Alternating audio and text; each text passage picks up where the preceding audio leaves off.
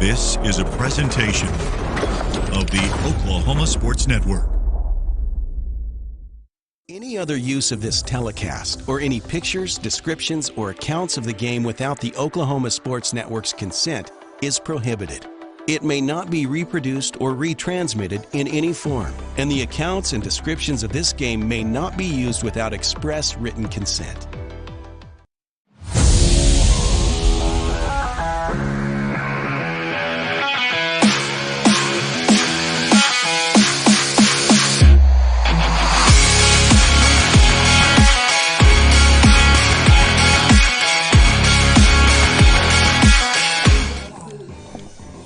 Good afternoon, everyone, and welcome to Noble High School, home of the Noble Bears.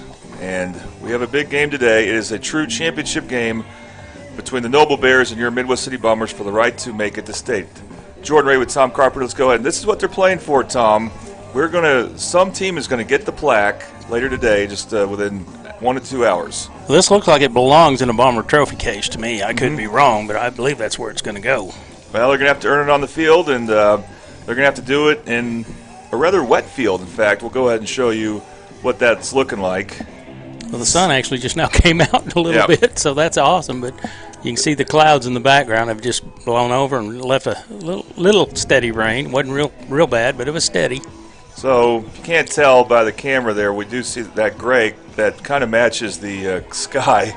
That's the Midwest City players on your right. They're just now starting to warm up. The Noble players wearing their white uniforms are coming out as well.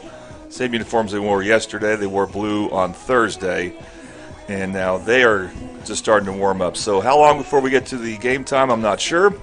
But we're going to go and talk about this game now, and then at some point we'll take a break for a few things, including the national anthem, as this is the only game here today. And Tom, let's just talk about it from Midwest City's perspective. Of course, tough loss yesterday because they gave up 9 runs. You feel like it should have been less. Not a shutout by any means, because Noble had some big hits, but should have been less for them because their defense had some potential plays for outs that they didn't make. Right, and that was the bottom line. I mean, Coach always said, catch the ball, throw the ball, hit the ball. Those are the things you've got to do. And these guys kind of let us down on some of those areas, and it was no fluke or anything, but Noble can't hit the ball, and that's the problem. They had trouble fielding some of those hard hit balls. We hope today it goes better, for the simple fact that loser goes home. This is for the marbles. Who goes to the big dance? That's why I said earlier this is a true championship game. We always have to kind of qualify. We had to qualify with the last 2 matchups. The first matchup was important. Midwest City won that one on Thursday after both teams won an earlier game here on this field. Midwest City won 4-1 on Thursday thanks to a Brian Williams grand slam and a complete game victory for Stefan Llewellyn.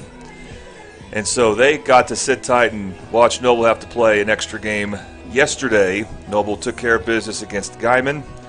And then they took on Midwest City, and that game was nip and tuck for the first 5 to 6 innings.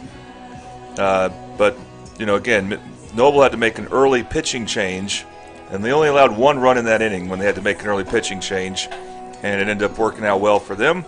So we want to give kudos to the winning pitcher from yesterday. That was Trent Shortis, who normally starts at first base for him in Willigan today.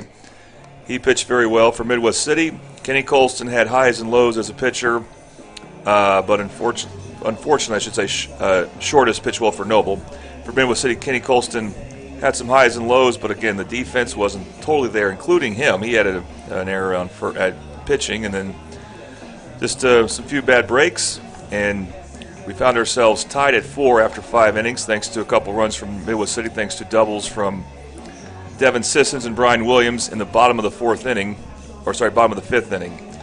Then the top of the 6th, Noble scored 2 more runs, and then we were hoping the game could come down to the bottom of the 7th, with Midwest City being the home team, which again they will today, more on that. But unfortunately, they allowed 3 runs that should have been avoided. Absolutely. That put the game away. And, who knows what Midwest City would have done if it was 6-4. Probably it may not have changed because, they had a couple of tough outs there, but you were thinking, hey, 2 runs, you can make that up. At 5, it's really hard. And those 3 runs kind of opened the floodgate. But it was a close game otherwise. Yep. Okay, so we're going to take a break. How many commercials will they playing? I don't know, but please stick around. The players are on the field. The coaches already met with the umpires. I'm not sure if they're going to meet again at home plate, but they actually met the pitcher's mound a few minutes ago before we went on the air.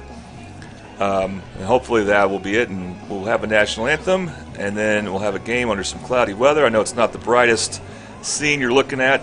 We'll go ahead and show you that again. This is what you'll be looking at throughout the game, but we're hoping to get it on. We plan on getting it on. It looks like the weather will eventually clear up here, and at some point we will have a regional champion who will be playing in state next week beginning on Thursday. And you are watching Midwest City Bomber Playoff Baseball on the Oklahoma Sports Network, Where sports is our middle name.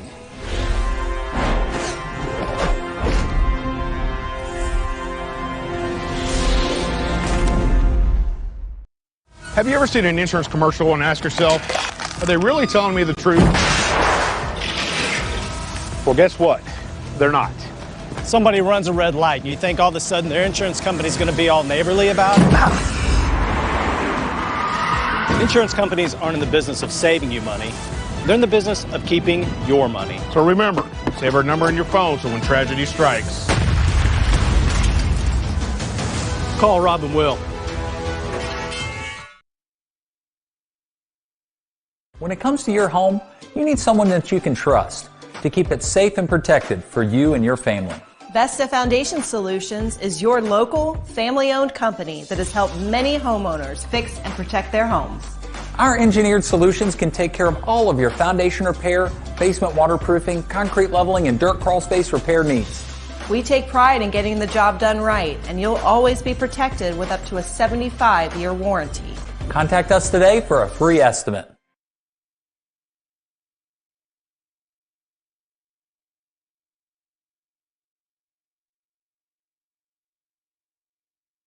Experience the best wash in town at Tommy's Express. You'll love our open and bright tunnels, easy loading flat belt conveyor, unlimited membership, and free vacuums and mat washers. Experience the difference and visit Tommy's Express today.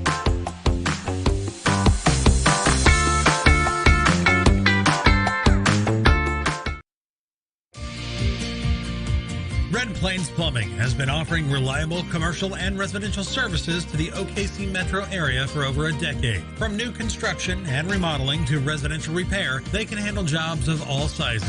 When you need a trusted name in plumbing, it's Red Plains Plumbing. Family owned and operated. Phone 405-769-1922. That's 405-769-1922.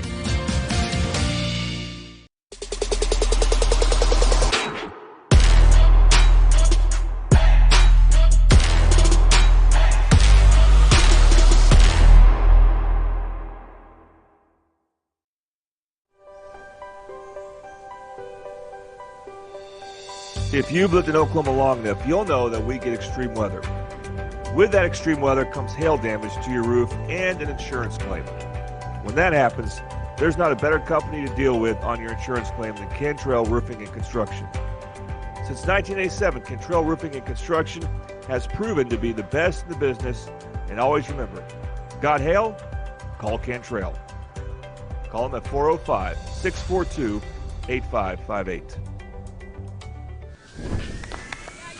Let's go. Miranda. What business do you want to start? I want to start a car mechanic shop. Let's say we go to Scissor Tip. Ready to go get some coffee? Yeah, let's go. You got it. I think she was from One, Rose State. 2, 3. Woohoo! Congratulations, Rose State college graduates.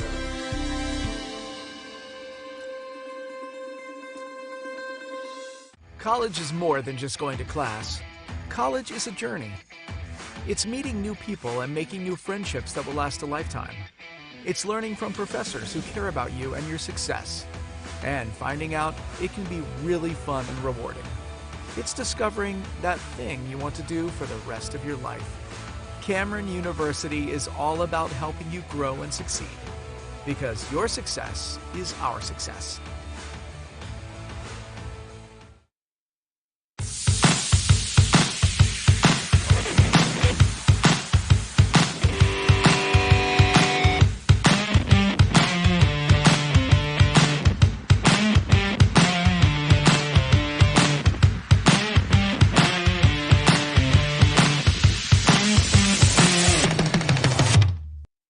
Have you ever seen an insurance commercial and ask yourself, are they really telling me the truth?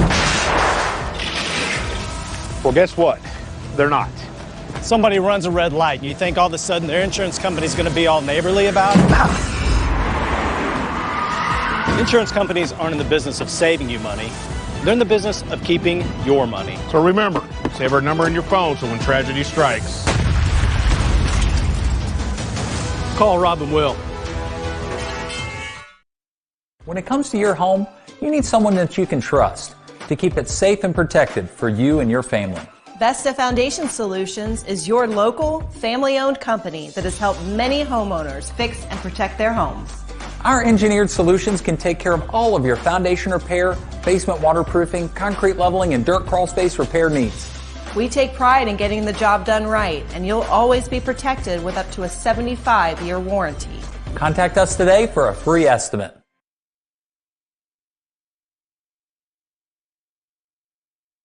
Experience the best wash in town at Tommy's Express.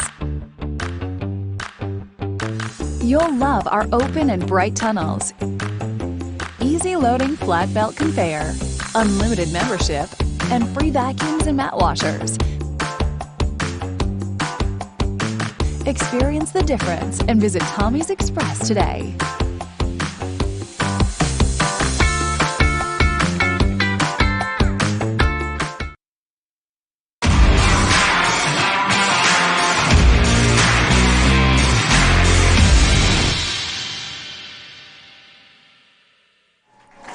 And welcome back to Midwest City Bomber Playoff Baseball on the Oklahoma Sports Network. Time to bring you the starting lineups. Starting lineups have been brought to you today and previous days by Sherpa Moving. Sherpa Moving is a local full-service moving company.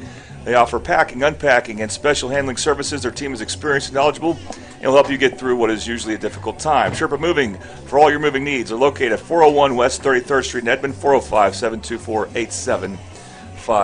Once again, Tom, Midwest City is the home team. So Noble will bat first, and here's their lineup. Bryson Carey will lead off at center field again. Weston Randolph is the regular shortstop when he doesn't pitch. He bats second. Jackson Steele will start at third base this game, batting third. Trevor Hand, cleanup batter, is the catcher. Trevor Shortis, first baseman, bats fifth. Colton Williams will be the pitcher today, batting sixth. Chaz Whitmire will be again at second base, batting seventh. Trevor Rudd again at left field, batting eighth. And Hayden Clement will start the second straight day as he got an RBI single yesterday. He'll be the ninth place hitter and the DH. Defensive lineup for Midwest City. Very similar to previous days, but with a couple of tweaks. Torrey Ware in left field, Brian Williams, center field, Lincoln King in right field. That's the outfield. The infield from left to right, Devin Sissons at third base. Stephen Llewellyn will be making his first start at shortstop against Noble in this regional. Kenny Colston will play second base this game as he did yesterday. Kevin Nelson, first base, and the battery for Midwest City. Terrence Rideau is the catcher, and Tom, the weight of the world for Midwest City, will be on number 14 is sophomore James Washburn. Yes, it will. Starting pitcher. That's, again, provided to you by Sherpa Moving. This will be, of course, as it usually is, top of the inning sponsor, Buffalo Wild Wings. Buffalo Wild Wings in Del City. You can go there to support any Midwest City spring sports, from track to soccer to tennis and, of course, baseball. All right, Tom, I'm an amateur when it comes to baseball strategy or what your goal should be as Bryson Carey comes up to the plate. But I think it would be very important for James Washburn to come out throwing strikes right away. And if he gets hit up, he gets hit up. Right, and he leads the team with pickoff. So if they do get somebody on base, they better stay loose out there because he's had 5 so far this year, and that's pretty good. Well, you would think if he's a starting shortstop normally, he's a good fielder. His first pitch is close, but just outside for a ball, and we are underway here. We're going to crown a champion today in this battle between the Bombers and the Bears. Of course, this is one of the tougher Noble hitters, as he's proven. Foul Takes back. a big hack there for a Bobby Lewis foul ball. Bobby Lewis surprisingly great rates at 2 metro locations to serve you. 1 in Choctaw and 1 in Del City. And it's strike 1.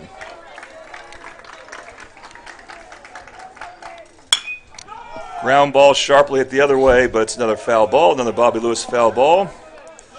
And now Washburn's ahead in the count, 1 and 2. Another hard hit ball. Even the coach didn't want to stick his hand out there. It's coming by him so fast.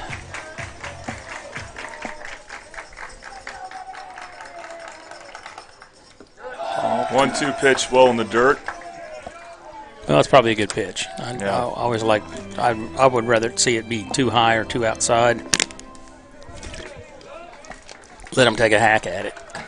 This game pretty much starts at 3 o'clock, an hour delayed from when it's supposed to start. The weather made it possible, or made that happen. That Full pitch is count. outside. We got a full count. Bryson Carey has been very good. I think both games against Midwest City he has led off with a walk. And did not score either time. Foul ball. Fouls off that full count pitch. Another Bobby Lewis foul ball, third of this at bat. And we have the 7th pitch of this at bat coming up.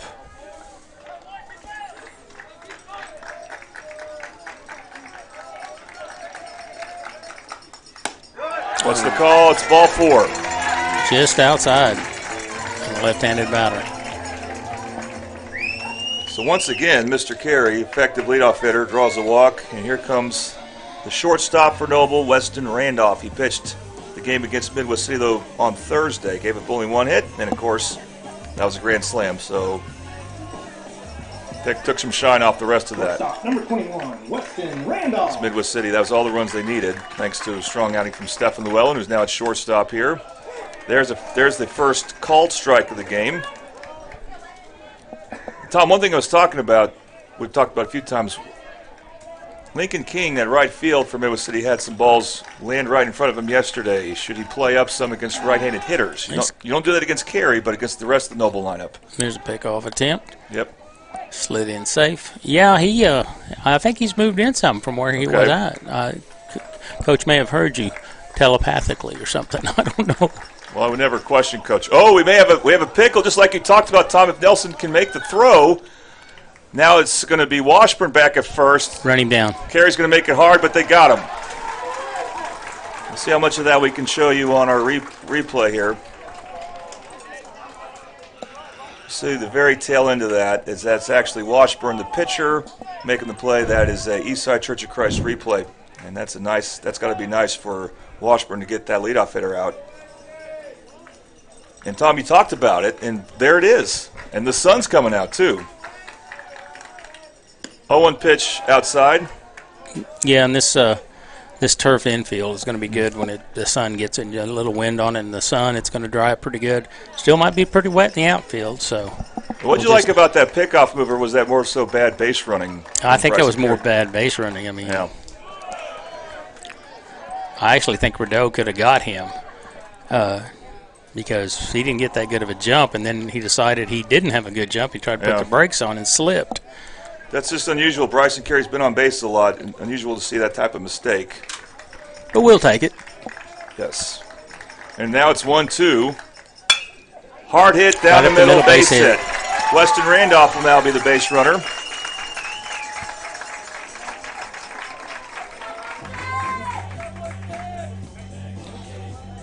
And we'll now bring up the third place hitter for Noble. That is Jackson Steele, who moved to third base in the first inning yesterday after starting at pitcher. And he had a rough outing as he walked, I think, 4 Midwest City players. He walked the first 3. Yeah. I think he matched Number 22, Midwest City's output the first inning. They had 3 walks right away. First pitch is a strike. We're seeing some good command here from Washburn. I think it's just important that the Bomber defense, their infielders are double play depth here. But they are going to be up for this challenge in this ultimate game. That ball is sky to shallow right field. It's Colston giving chase. He makes the catch for out number 2.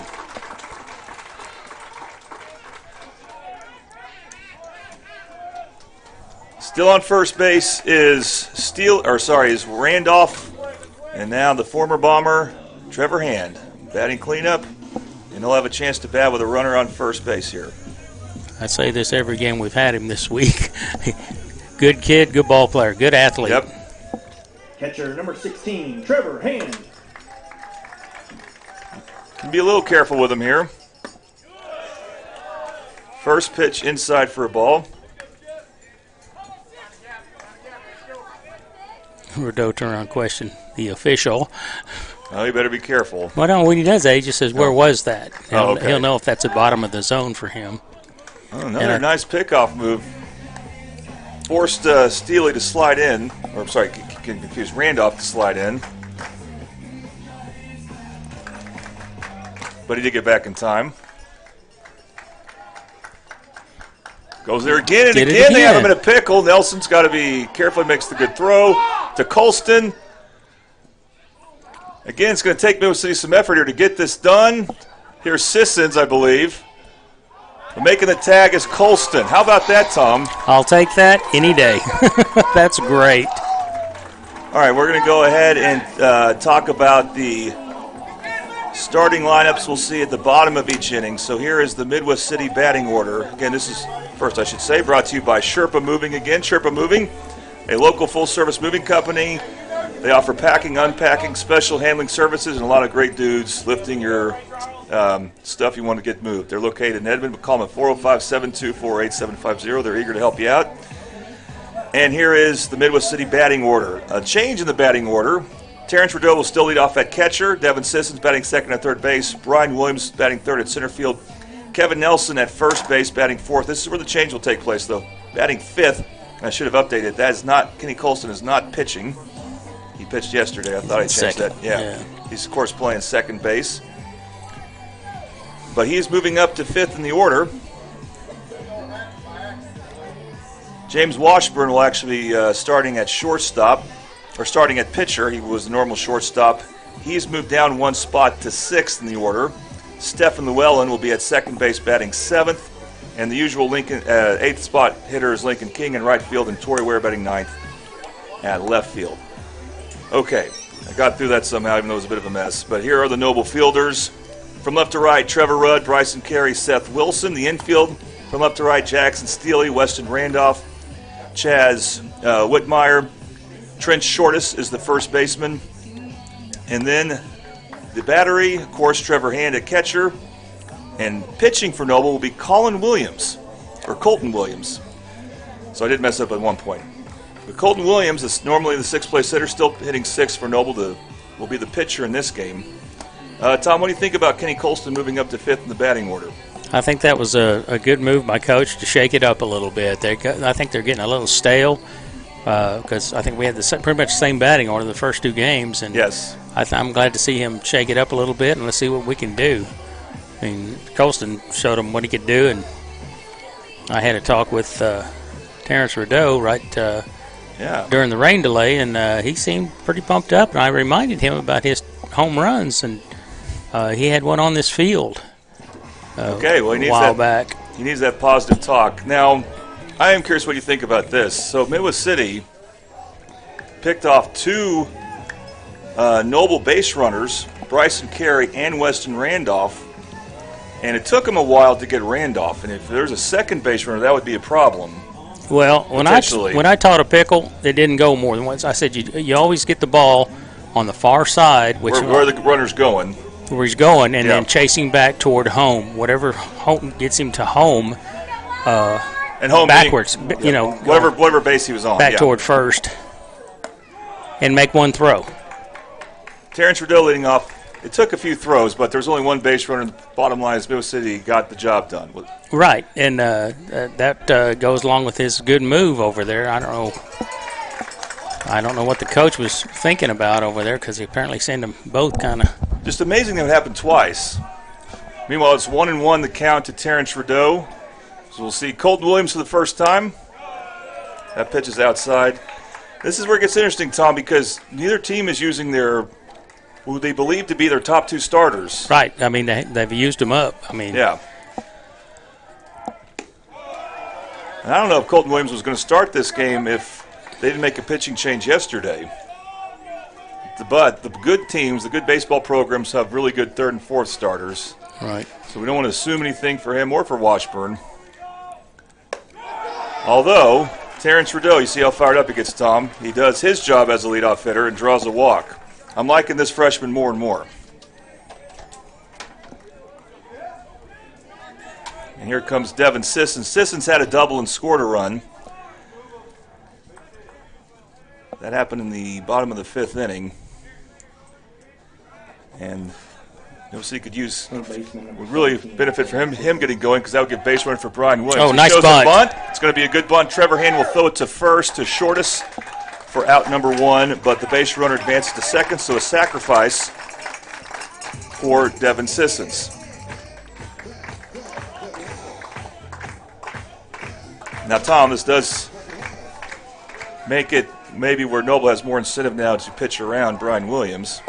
So what do you think about the strategy of bunting there? I think that was a great move, just to move the runner and get something on the board. Yeah.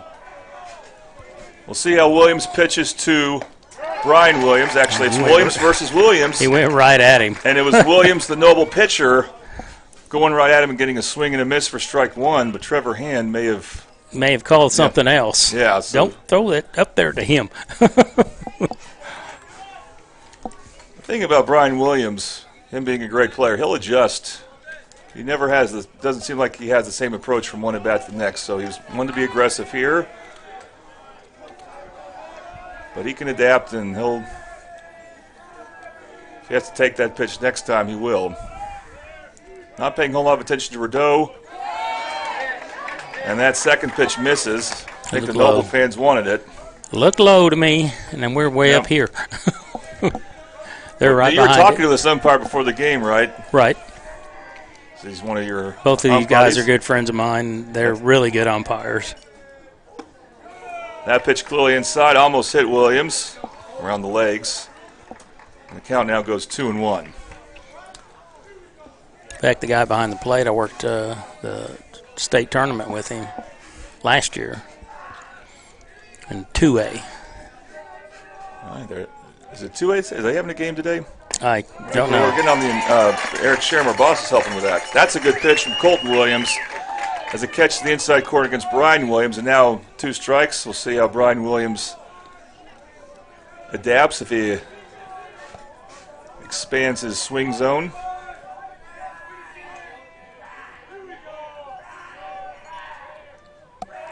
Two-two pitch. That hurt. Fouled it off. Got his leg, too. Yeah, it looked like because of that called strike, 'cause that's the Bobby Lewis foul ball, that may have been why Williams took a swing at it, the next pitch. So it looked like it was heading inside. Well, you never want to take a chance with it either, so it's 2-2. And so he stays alive. That's the important thing.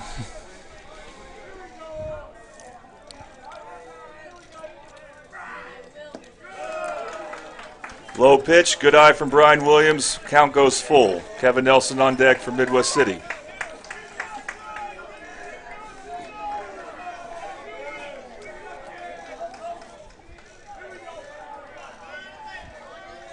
Williams definitely more deliberate than Weston Randolph. Walks Brian Williams on a full count. So Midwest City, they'll be the first team to have 2 base runners at the same time anyway. As Noble win 1, 2, 3 in the order, but 2 guys reach base. Yeah, they didn't have much luck. All right. Well, now you got 2 speedy runners. You don't expect Kevin Nelson to bunt. Any chance you see a hit and run or a double steal? That would be that'd be aggressive, that's for sure. Inside pitch, there's a strike. That is good location if that's called a strike. I'm not saying it's not. That looked good from where I'm at. Yeah, I saw where he was looking at. And this might be the fact that they call that. I'm not why Noble, they look for that pitch, and that might be why they hit batters at a higher rate than other teams do. And that's what Noble people have told us. It was a problem for him on Thursday. That pitch is high, ball 1. But as you quizzed me on, Tom, Kevin Nelson also leads the the Bombers in hit by pitches. With 11 this year. That's a lot. He'll take it. He won't move. That pitch, he pops up to right field. Wilson is there, makes the out, tagging from hurry. second. Great throw. He's I out. think they got him. Good throw from Seth Wilson. We have another out on the base pass. That stings for Midwest City. Rideau gets thrown out, and the first inning is over. Score remains 0-0 right here on the Oklahoma Sports Network.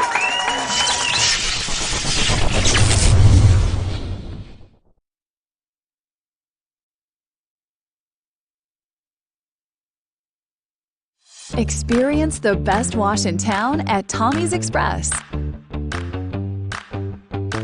You'll love our open and bright tunnels, easy loading flat belt conveyor, unlimited membership, and free vacuums and mat washers. Experience the difference and visit Tommy's Express today.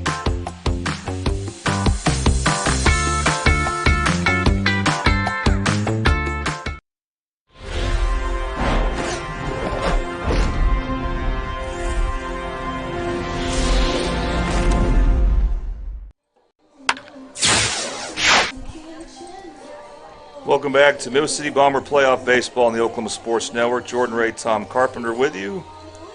We're now at the top of the second inning. Tom, what do you think about Rideau his daring decision there?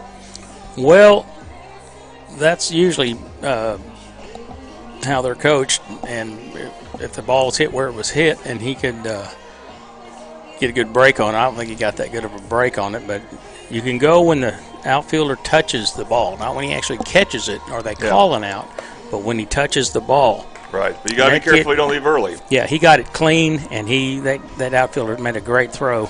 That being Seth Wilson, who does not hit for Noble. He gets DH'd for. Yep. But he can throw a football. Maybe he can't throw a football, but he can throw a baseball. That was he threw a bullet. He threw a bullet over there, and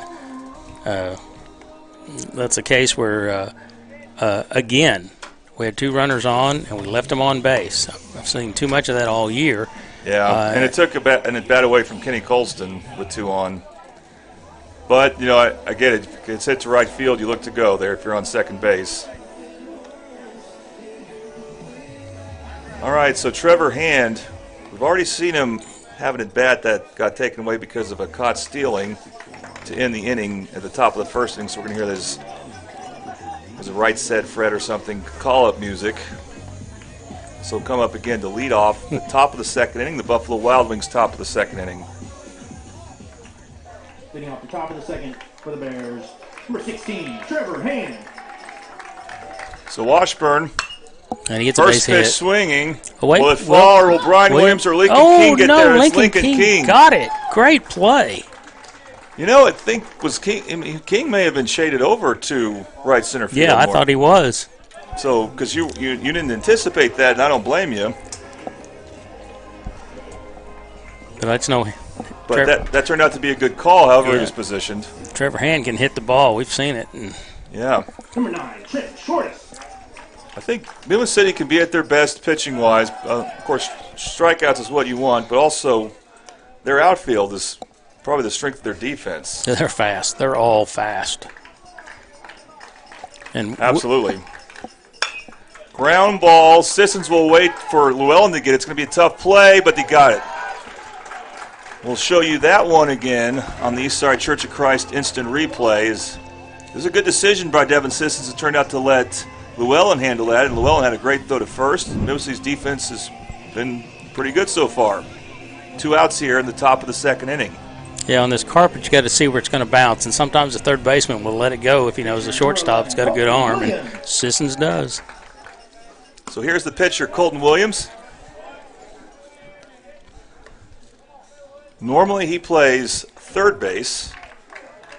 Although I guess it depends on who's pitching, but for the top 2 pitchers, he plays third base. Hits it hard there, but right at Brian Williams, center field. And again, Midwest City relying on their outfield for outs, and it's worked for them. And it's 1-2-3 this inning for Noble, so we're going to head to the bottom of the second. 0-0 the score right here on the Oklahoma Sports Network.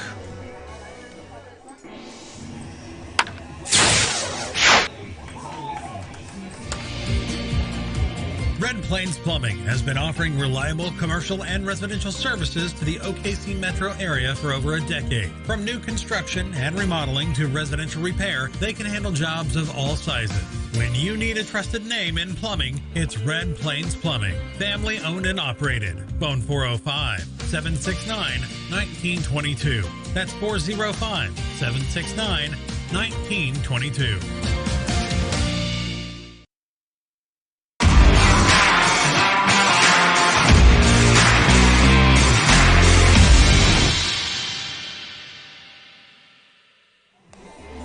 And welcome back to Midwest City Bomber Playoff Baseball on the Oklahoma Sports Network. Jordan Ray, Tom Carpenter forgot to mention that this is the bottom of the inning sponsor, our bottom of the inning sponsor, Rose State. We missed them in the first inning, but we got them now. Rose State College.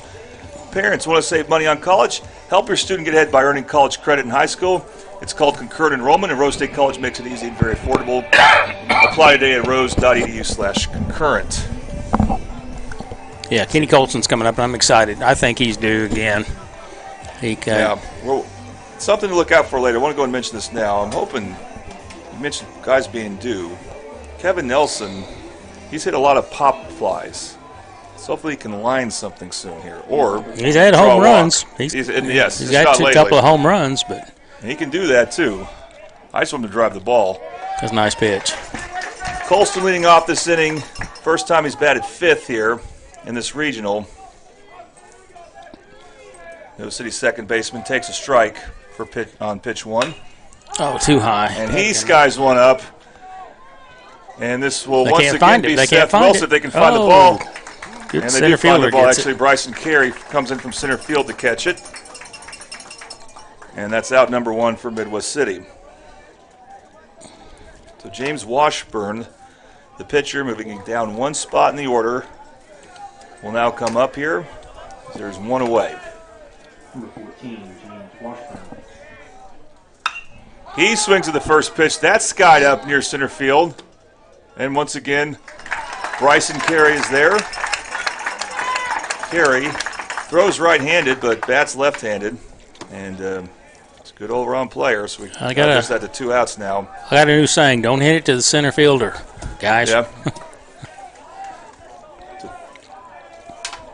So Stephen Llewellyn now batting, and he swings at the first pitch. Midwest City's been aggressive, and that, of course, is a Bobby Lewis foul ball and strike one.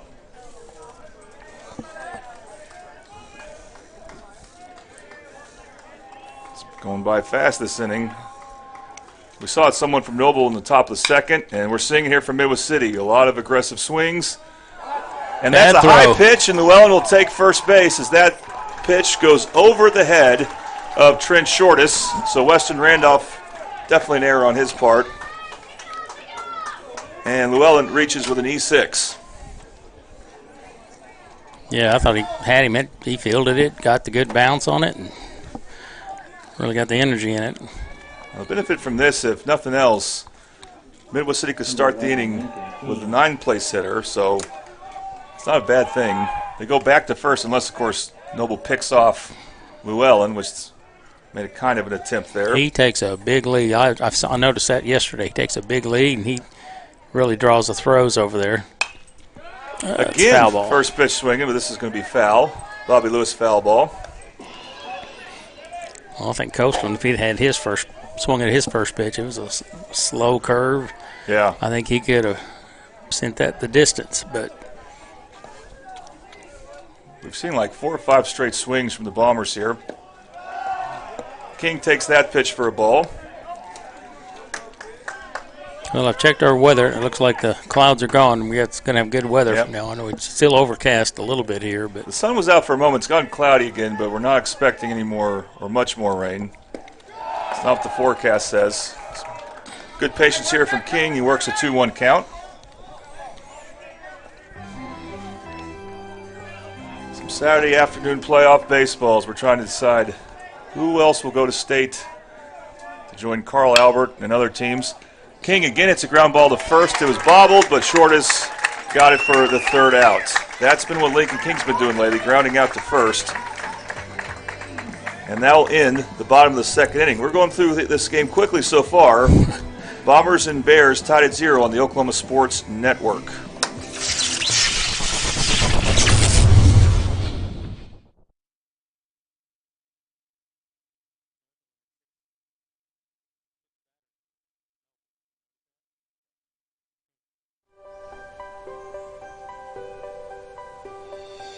If you've lived in Oklahoma long enough, you'll know that we get extreme weather. With that extreme weather comes hail damage to your roof and an insurance claim. When that happens, there's not a better company to deal with on your insurance claim than Cantrell Roofing and Construction. Since 1987, Cantrell Roofing and Construction has proven to be the best in the business, and always remember, got hail?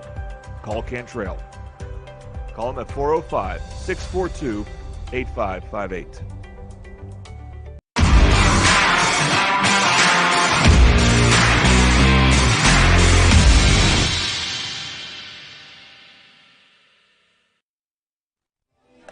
And welcome back to Midwest City Bomber Playoff Baseball on the Oklahoma Sports Network. Jordan Ray, Tom Carpenter here with you.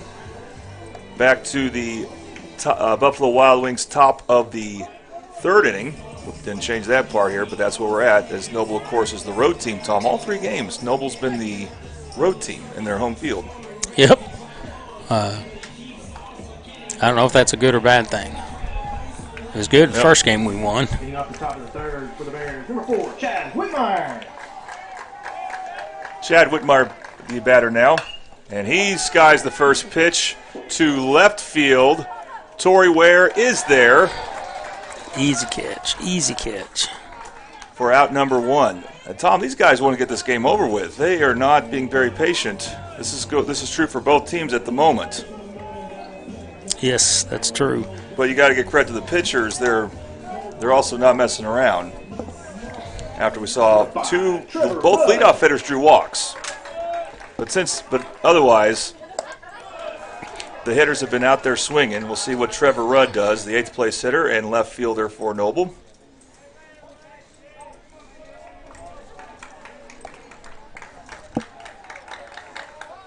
Shows bunt.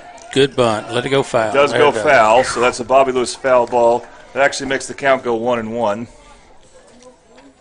I know the plate umpire is a friend of mine. I'm not going to name his name, but you notice how he got up that line? Yeah. I've seen umpires sit behind the plate and call that. And I said, that's not how you do it. You get up that line and you say, you can tell if it gets off that white paint. You make sure.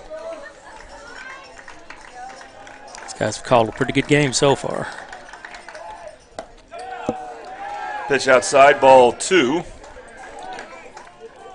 Yeah, that second inning, I'll never forget it, how fast it went. It would have gone faster if it wasn't for a bad throw from the Noble shortstop, Randolph. That pitch is lined to right center field, giving chase is King and Williams. He got it. And King makes an over-the-shoulder catch for out 2. What do you think about that play? Yeah, it's kind of a Willie Mays type thing. Got a replay on that? Watch him do that over his shoulder. I don't know if you can see it very well. We've got the tail end of it. Replay is brought to you by Eastside Church of Christ in Midwest City. Number 23, Hayden Clement. Hayden Clement, who's starting a second straight game against the Bombers. 9th place hitter in DH, only a freshman. Got a pretty good hit in the second game, I believe. Yeah, it was an RBI single, his first at bat. But it hadn't done much after that. Actually falls behind the count here 0-2, as I had the wrong pitch count. Now it's corrected. Washburn looking for his first strikeout. One of the few 2-strike pitches he's thrown. Fouled off. Bobby Lewis foul ball. Bobby Lewis, surprisingly great rates at 2 different locations to serve you in Choctaw and Del City. He's getting his money worth today, too. Yeah. Which Bobby Lewis location should you go to? Depends on the day.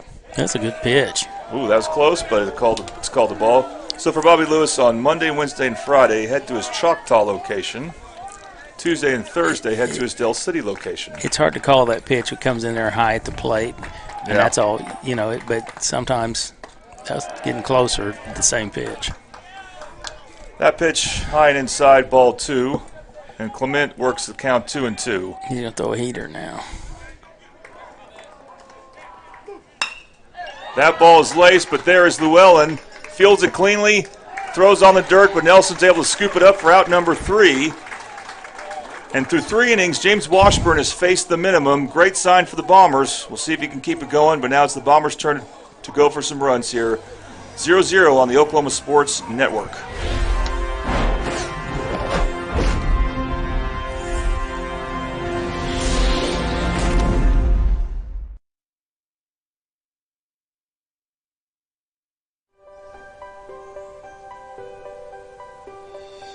If you've lived in Oklahoma long enough, you'll know that we get extreme weather. With that extreme weather comes hail damage to your roof and an insurance claim. When that happens, there's not a better company to deal with on your insurance claim than Cantrell Roofing and Construction. Since 1987, Cantrell Roofing and Construction has proven to be the best in the business. And always remember, got hail? Call Cantrell. Call them at 405-642-8558.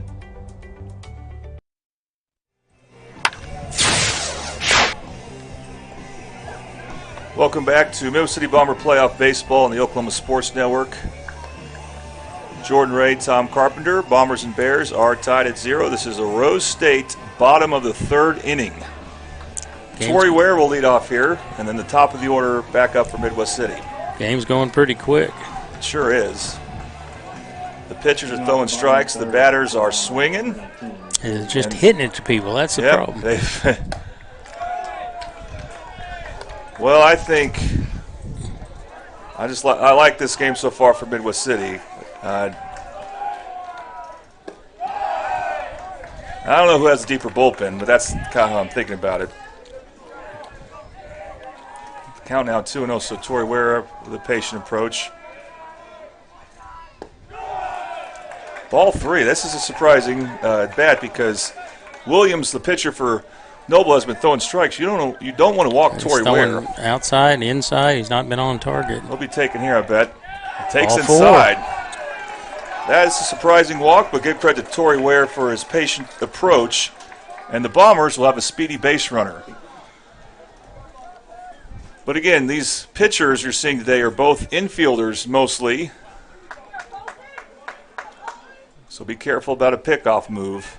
I don't know why, but I feel like if a pitcher's mostly an infielder, that they'll have a good pickoff move because they're a part of it also when they're They on got defense. a good arm, that's for sure. Yeah. And there we see them go back to first. Torrey Ware slides in safely to first. Didn't have a big lead. No, I don't know if I'd do that because I said, if he gets out there on the other side of the circle where it's cut out, if he gets over that one you might send him back.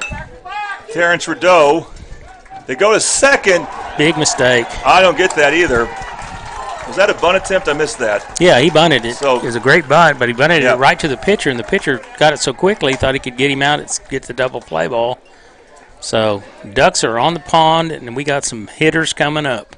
A bunt single for Terrence Rideau. We'll call it that, even though you would call that a defensive mess up for Noble. And so far, Tom, early on, Bombers' defense has been better.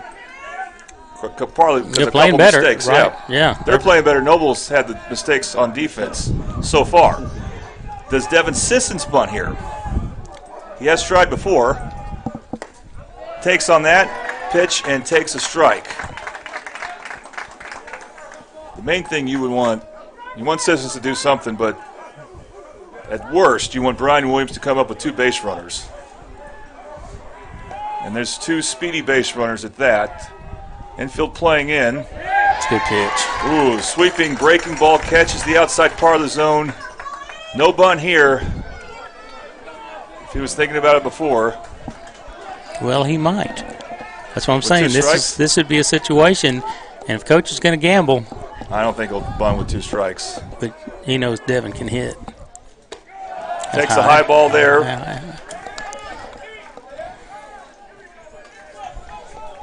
Bombers look to strike first here in this do-or-die game. It'll be the last game of the season from one of these teams. Oh, the late call from an umpire, but he calls strike 3. That's the first strikeout of the game, a Dynamic Health Clinic strikeout.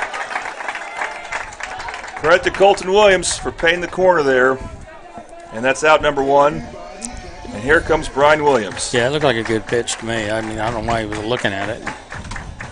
Well, they called that strike before, so your umpire friend's being consistent, so yeah. Well, he's throwing the deuce, and it's just breaking down, and it's covering the corner of the plate. Almost hit Brian there, as this is a Williams versus Williams matchup. It's ball 1. Brian Williams walked his last at bat.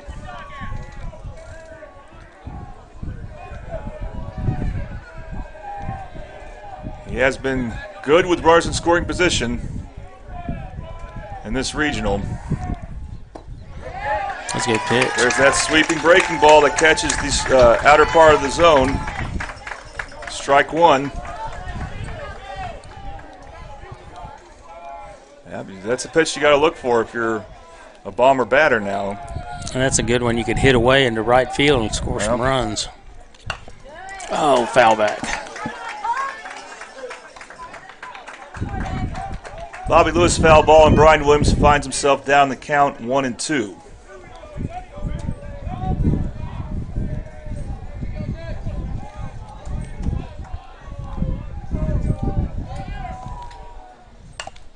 The foul ball. Stays alive there. That looked like that may have been that breaking pitch that Williams just wanted to spoil, and he did. But I don't recognize pitches as well as you do, probably, Tom. No. Being an umpire. It takes a long time to learn that. But was that breaking I think it was pitch, the though? same breaking ball. Just didn't break as much. Didn't drop. That ball's chopped foul. So another Bobby Lewis foul ball. Brian Williams is having a battle here. See if you can find some green grass out there in the outfield. I think right center would be a good spot for a baseball. There is definitely a big gap in right center. They're definitely playing him to pull.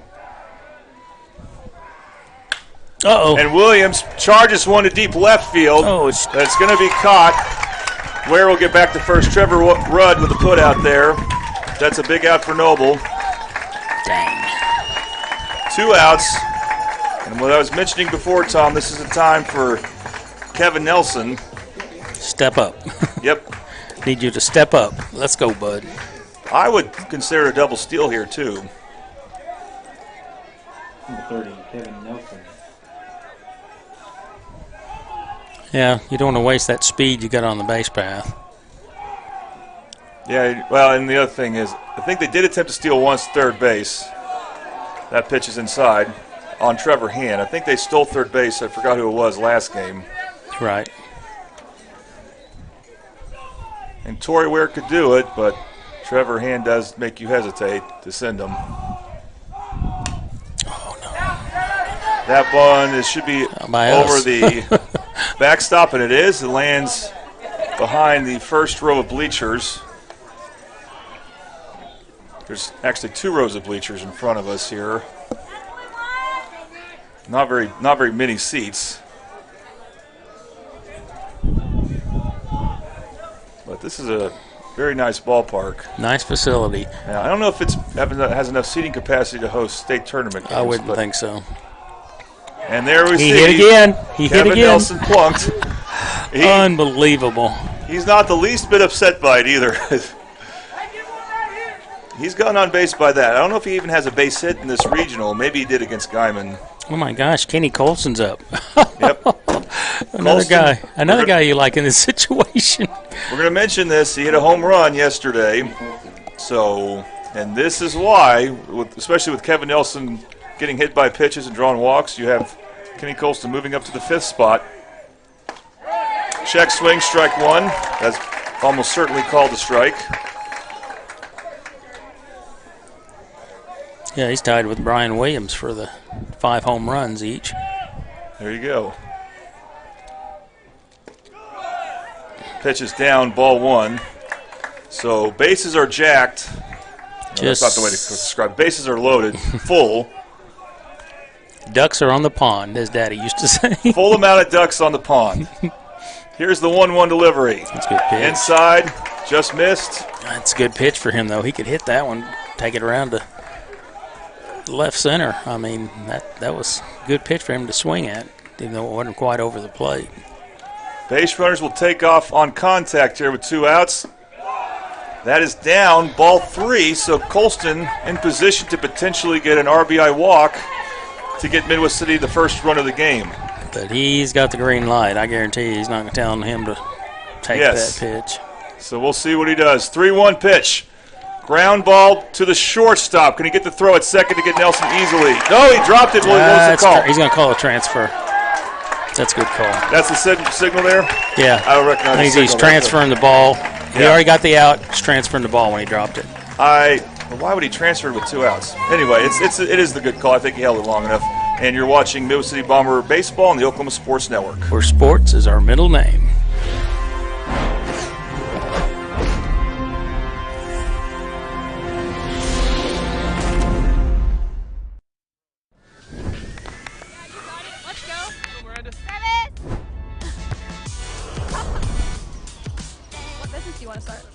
a car mechanic shop? Let's say we go to Scissor Tape. Ready to go get some coffee?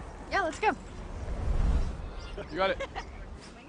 I think she was from One, Rose State. 2, 3. Woohoo!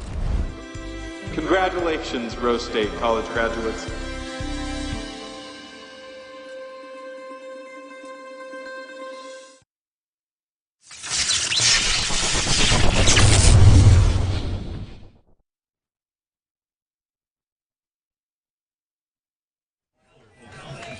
Welcome back to Middale Playoff Baseball on the Oklahoma Sports Network, and more specifically Midwest City Playoff Baseball on the Oklahoma Sports Network.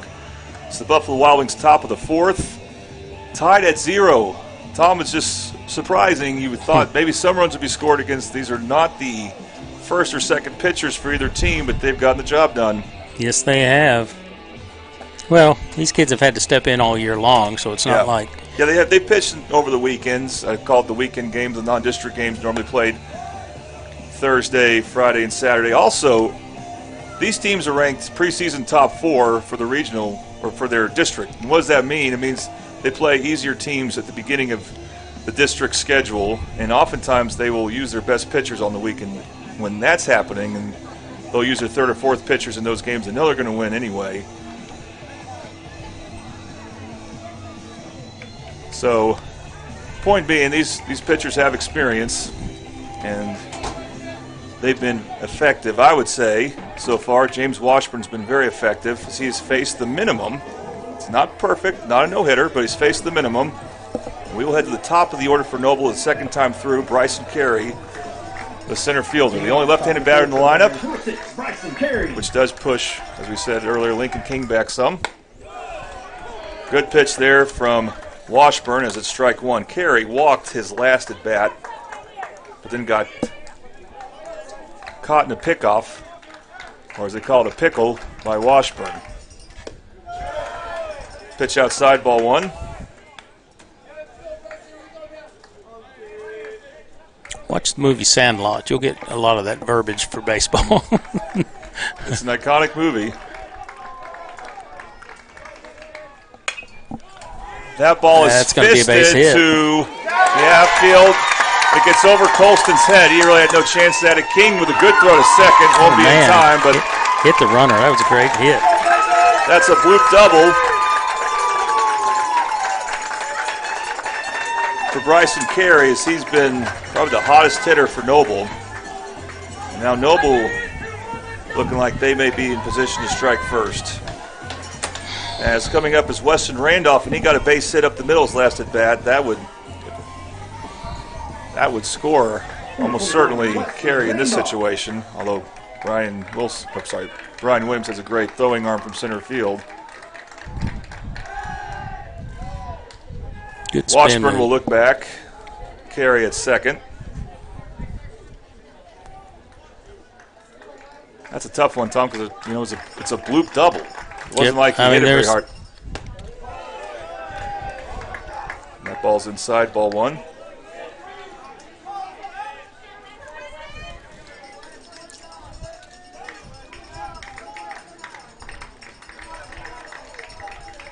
Let's get the out here. Let him advance, but at least get an out. Yep. Foul ball. Foul ball. It's going to be strike one, a Bobby Lewis foul ball. Count evens at 1. State tournament coming up Thursday. Carl Albert will be in it. Elgin is playing for a berth today against Guthrie. I believe Duncan is in. I haven't checked to see if it was official. They were going to play El Reno last night. And they're going to look back Carey as Stefan Llewellyn is the guy covering at second base right there.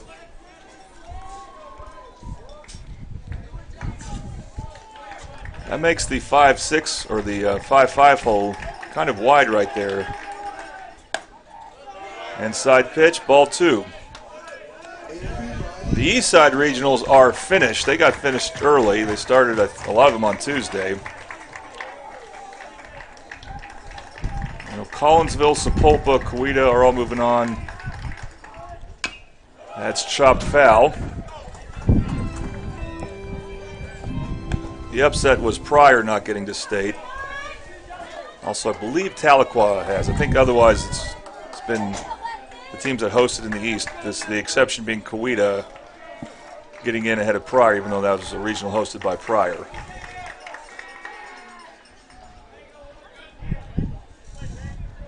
We expect the 5A state tournament games Thursday and Friday to be at a OKC Metro High School. Chopped to Llewellyn. Llewellyn's throw to first is a good one. They Great get the play. first out.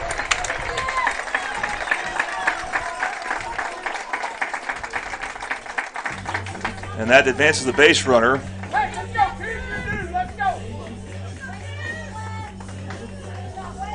And Jackson Steely now the hitter for the Bears. Number 22, Jackson Steely. Runner at third. Infield playing in here. Looks like Llewellyn was trying a sweep and breaking ball and missed for ball one.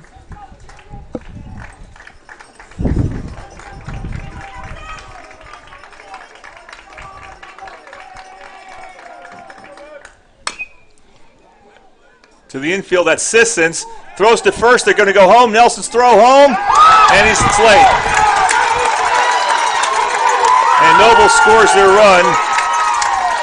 As aggressive base running by Bryson Carey. He went on the throw from Sissons. And an RBI fielder's choice for Jackson Steely.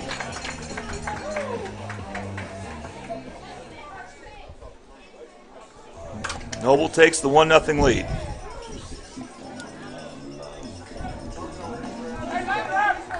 Now, I don't know if Sissons could have looked Carey back any more than that, so I'm not sure if that was avoidable or not. You got to go get that out. Trevor Hand down the batter. No, he froze down there. He froze. He did the right thing, and the coach was on it, and he said as soon as he turns to first, you go. And that ball is hit right in front of Washburn. This will be an easy play, or, well, maybe not that easy, but he made Nelson stretch, but Nelson does get the catch and the out.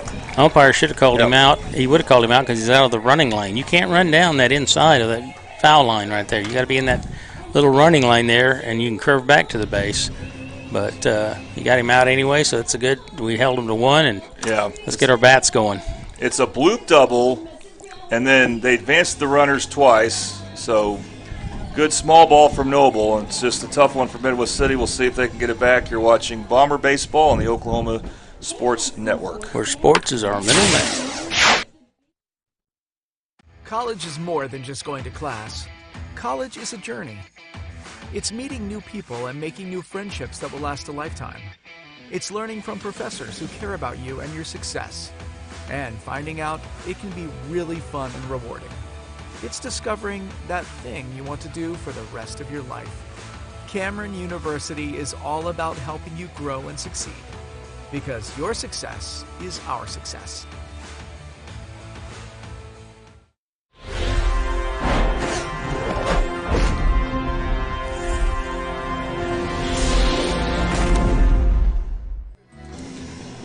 And welcome back to Midwest City Bomber Playoff Baseball on the Oklahoma Sports Network. This is the Rose State bottom of the 4th inning. Bombers now trailing the Bears 1-0. And we're halfway through the game if it goes 7. Which it looks like it's pretty tight right now. So I'd like to see the Bombers break it open. They're going to try to do that. They're going to have their 6th, 7th, and 8th place hitter up. James Washburn, who has pitched very effectively. I mean, you really can't complain about how that inning went for him. He did well. I mean, just a tough break there on that run, and it wasn't even bad defense. It's actually pretty good defense. They just that was just a well placed, what we call bloop double. He started. Yeah, he started from second base to get around to third, and like I said, it was effective small ball for the Bears. Washburn gets ahead in the count 2-0 against Colton Williams, the Noble pitcher, who has done the job for the Bears. Washburn get down. It's a nice fielding job by Whitmire, and he gets the out at first. Had a good throw. Yeah, he did a good job just letting that ball land in front of him. Second baseman can definitely do that. They'll have a little bit more time to make that throw, and there's out number 1. And you can tell he's practiced on this carpet more than once. That's right. Next for the Bombers, it's Stephen Llewellyn, the senior shortstop. He's a shortstop in this game. He's known as their best pitcher. And wants to make sure this is not his last game in a Bomber uniform. Takes first pitch ball there. Good eye.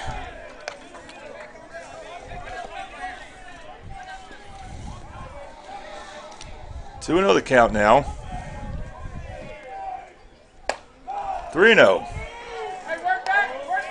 And you'll take getting on base any way you can. If nothing else, to get you to the top of the order sooner.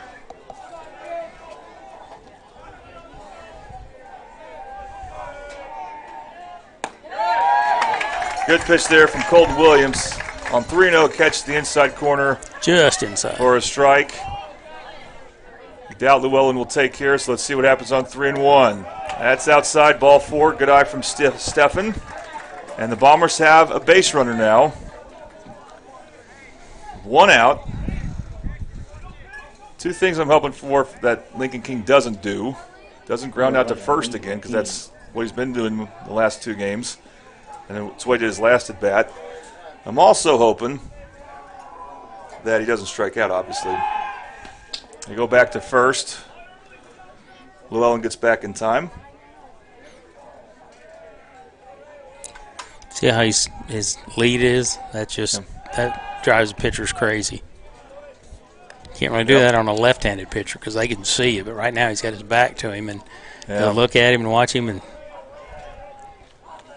oh yeah! Oh, King lines one, and that's foul. Oh Just man, that foul.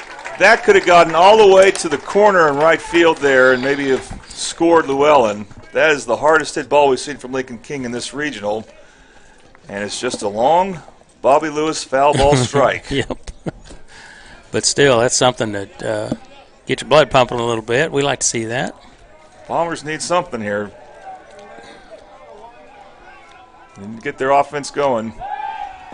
Going back to first. Thing is, Llewellyn's a KG veteran, and he knows as long as he takes a lead like that, he's got to be ready to slide back, and he has been.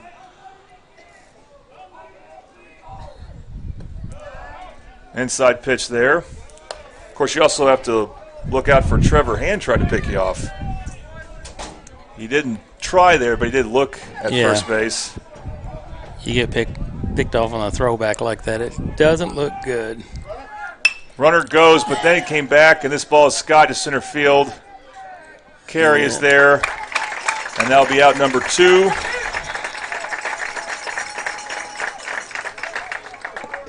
Llewellyn gets back easily. And now Torrey Ware comes up with 2 outs. Torrey Ware has actually been very effective getting on base in this regional. He drew a walk his last at bat. Continue to look. They're continuing to give Llewellyn a lot of attention.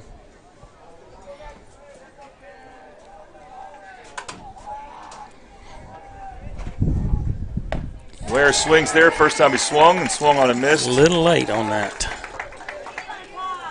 And he falls behind the count 0-1. Kind of a sidearm throw back to first, but again, Llewellyn is ready. It's important he does not get picked off. Llewellyn's doing a great job, though. I mean, And Mill City can have the top of the order leading off the next inning if Ware does not reach base. Takes ball 1 there. Not that he can't, but that's the worst scenario you want for Midwest City.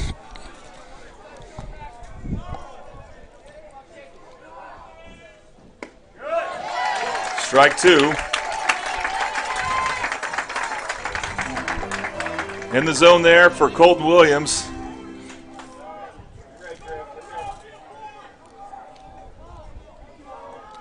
Come on, Torrey. 1-2 pitch way outside. Again, Trevor Hand thought about it, or at least looked like he thought about going to first. Decides better of it. Count goes 2-2. The only problem with doing that, the first baseman miss it. Your runner's going to be on third. That's the last thing you want. Foul ball. Pitch fouled off. So a good battle here from Torrey Ware, the 9th place hitter. And the speedy left fielder, another Midwest City senior who does not want this to be his final game.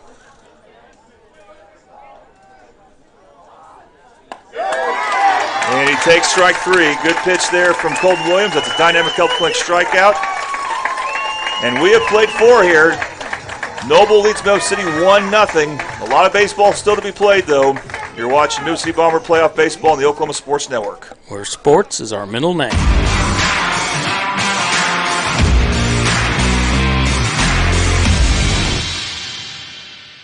Have you ever seen an insurance commercial and ask yourself, are they really telling me the truth? Well, guess what? They're not. Somebody runs a red light, and you think all of a sudden their insurance company's going to be all neighborly about it? Insurance companies aren't in the business of saving you money. They're in the business of keeping your money. So remember, save our number in your phone so when tragedy strikes, Call Rob and Will.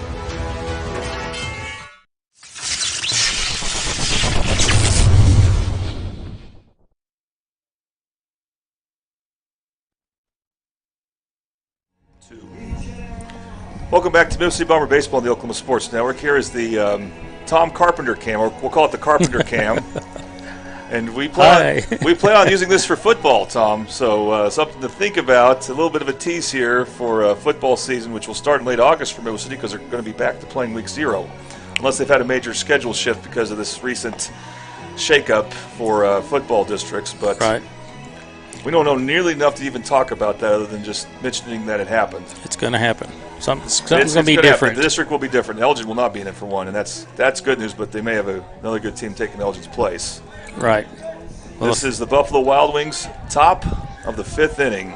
I did get this job because I had a face for radio. Now you got me on here, but I've done some interviews. So I guess I've been on there a time or two. Now listen, we put you on camera quite a bit. You know this. But yeah, from the press box. The camera's in the press box. Well, we started to get close up. Well, we did the close-ups with the phones.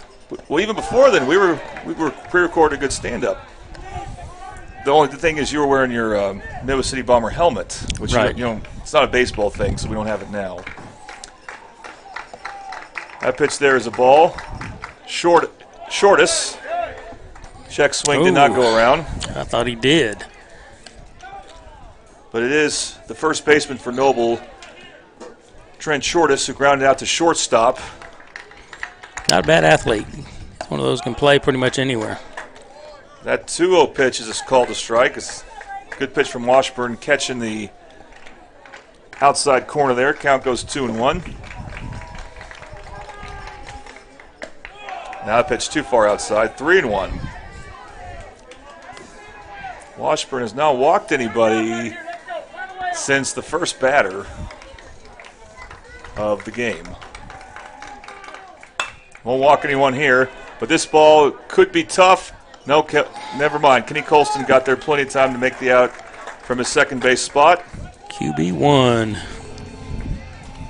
Thought it might bloop over their head. It really wasn't close to that. And here comes the pitcher, Colton Williams. 1 out here now.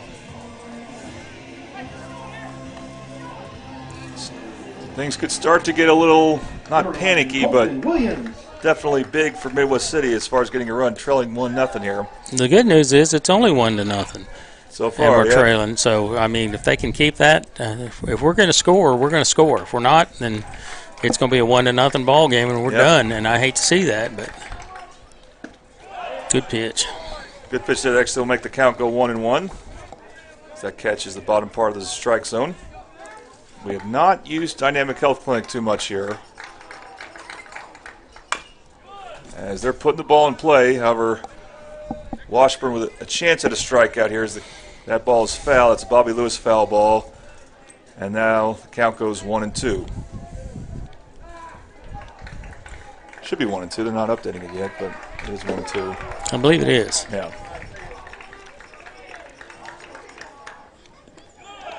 Swung and missed. That's definitely strike 3. Rideau has to throw to first. Makes a good throw to Nelson. That was another case if that had hit the runner. Yep, he would have been out. Or he'd have been out because he's out of the running lane. Dynamic Health Clinic strikeout for James Washburn. Dynamic Health Clinic. Dr. Kaufman specializes in athletic injuries and is able to get athletes back in action very quickly using a system called Advanced Muscle Integration. Play better, recover faster at Dynamic Health Clinic. Number 4, Chaz Whitmire. 1 out for the second baseman, Chaz Whitmire. Actually, that's 2 outs. Your statistician's keeping up on that. There are 2 outs. Oh, yes. And this will be 3 outs. Easy play from Washburn. He has been tremendous for Midwest City.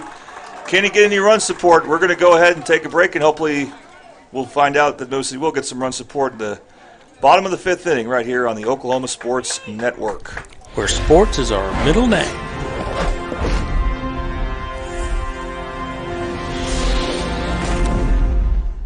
When it comes to your home, you need someone that you can trust to keep it safe and protected for you and your family. Vesta Foundation Solutions is your local, family-owned company that has helped many homeowners fix and protect their homes. Our engineered solutions can take care of all of your foundation repair, basement waterproofing, concrete leveling, and dirt crawl space repair needs. We take pride in getting the job done right, and you'll always be protected with up to a 75-year warranty. Contact us today for a free estimate.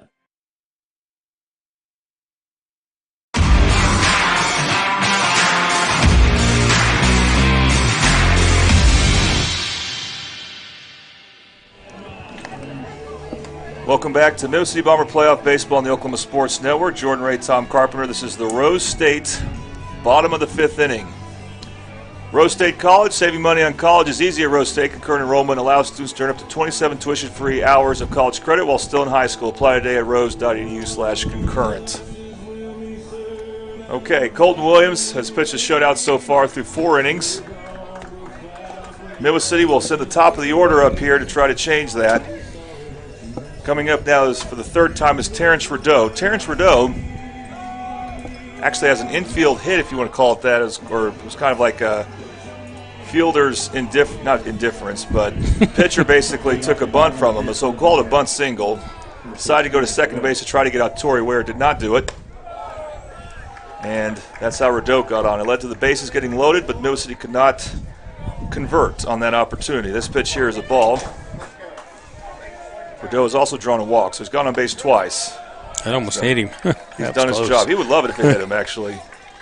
He and Kevin Nelson both. I keep saying that's not a good thing. You're going to hurt somebody. Yeah. Well, it depends on where, I guess. I shouldn't say that. Depends on what type of pitch and where. Good pitch there from Colton Williams for a strike. You got to remember when his back foot's fine, you have to be completely out of the box. 2-1 delivery. Not to ground the ball shortstop. to short. Randolph's throw to first, and time, out number 1, bottom of the 5th inning.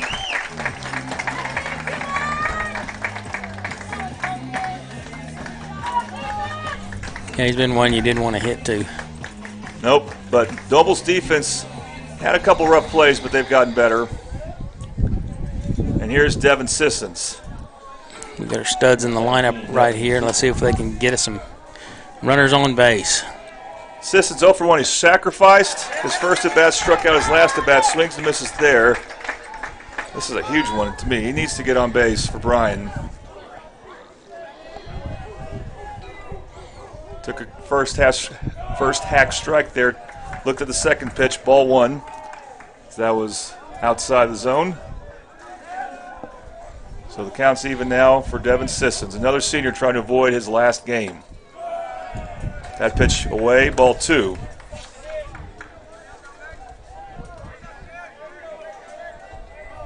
Things starting to tense up here in the press box anyway. I'm sure others at this game are feeling it. That's inside, ball 3. Of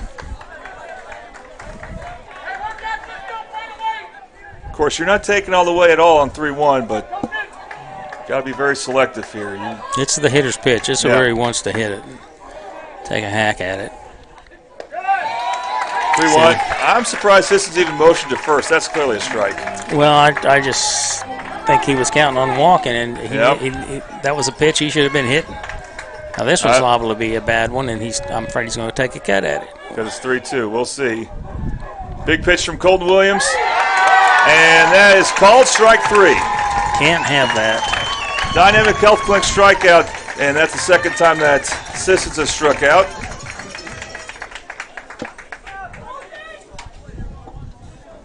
That was a great location from Colton Williams. Now there's 2 outs for Brian Williams.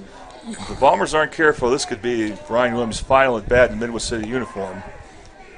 And that's what we don't want. I'm sure he'll get all state honors, but that pitch over his head. He had to duck to avoid getting hit, and it's ball one.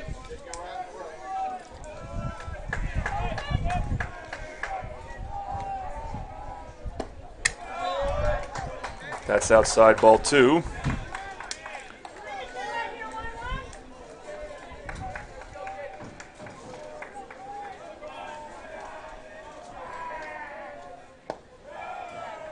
That's ball three.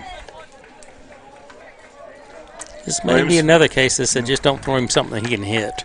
Williams flew out to left field his last at bat, drew a walk in the first inning. Bombers have had 2 threats and not been able to convert. Williams will draw that walk. So 2 outs here. Williams represents a tying run.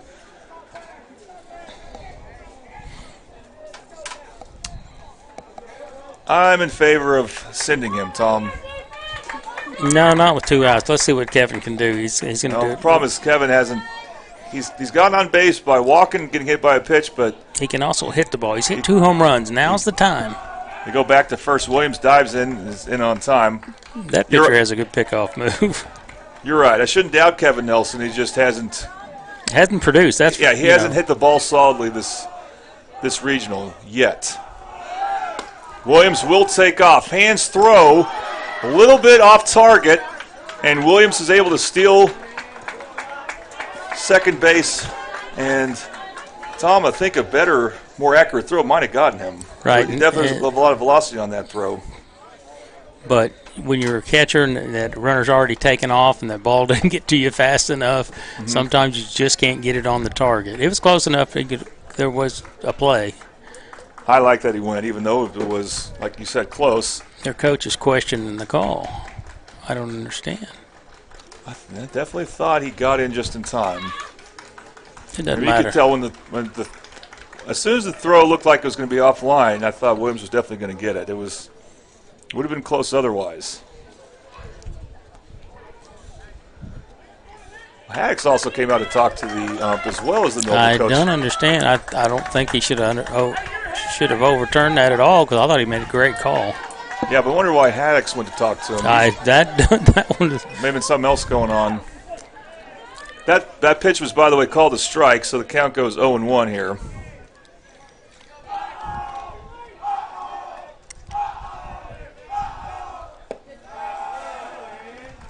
Good take there from Kevin, and it's 1-1.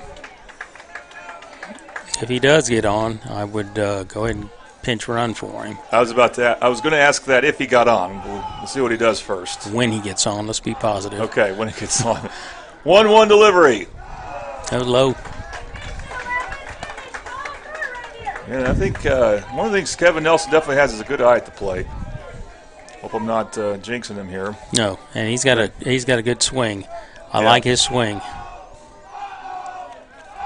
Nelson looking to have something he can drive. 2-1 pitch. Williams takes off. Hands throw to third is late. But that's called a strike, so you think Noble's going to be focused in on getting Nelson here on a 2-2 count. However, something gets past the catcher. Williams, with his speed, could definitely score, even if the ball caroms back to hand. 2-2 pitch. Ground ball off the catcher. Can Nelson get to first in time? He's not the fastest runner. He cannot. Dang it. That would have scored, but fortunately, Kevin Nelson's speed on the base pass has been a bit of an issue in this game. And the score remains 1-0 after 5 innings. Bombers and Bears right here on the Oklahoma Sports Network. Where sports is our middle name.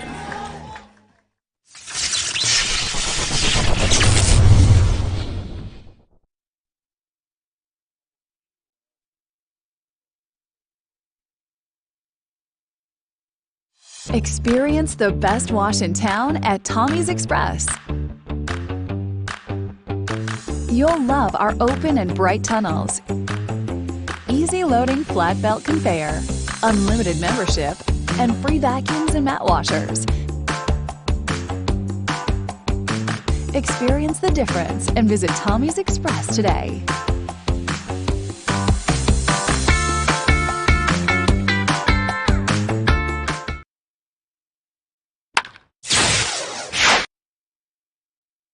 Welcome back to Midwest City Bomber Baseball on the Oklahoma Sports Network. There's the video we're looking for. Bombers and Bears. Bombers have had runners in scoring position, but just have not been able to get them in, and they are down to their last 6 outs. It's been a very clean game for the most part. Very evenly played game up to this point. Noble's only run came because of a bloop double and 2 groundouts. Bloop double to lead off the inning. 2 groundouts. It's just a tough way to be trailing this late. For Noble, they'll have their 8, 9, and 1 hitters up. First pitch strike from James Washburn, who's been tremendous this game, to Trevor Rudd, the starting left fielder for the Bears. I think, Tom, this has got to be, you got to get the first 2 guys for sure. Oh, yeah, we got to get these guys out. The 8 and 9 hitter. Ball 1. What about the score, you say? There's the score. This is the Buffalo Wild Wings, top of the 6th inning. Buffalo Wild Wings in Del City, located 5500 Tinker Diagonal. Go watch the Thunder playoff games there. Take your family out there and support Mid-Del spring sports teams, including Midwest City Baseball. 2-1 now, the count to Rudd. Good eye there. Count goes 3-1.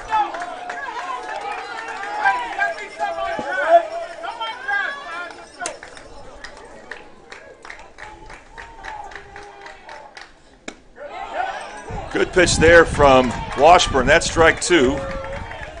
Count goes full.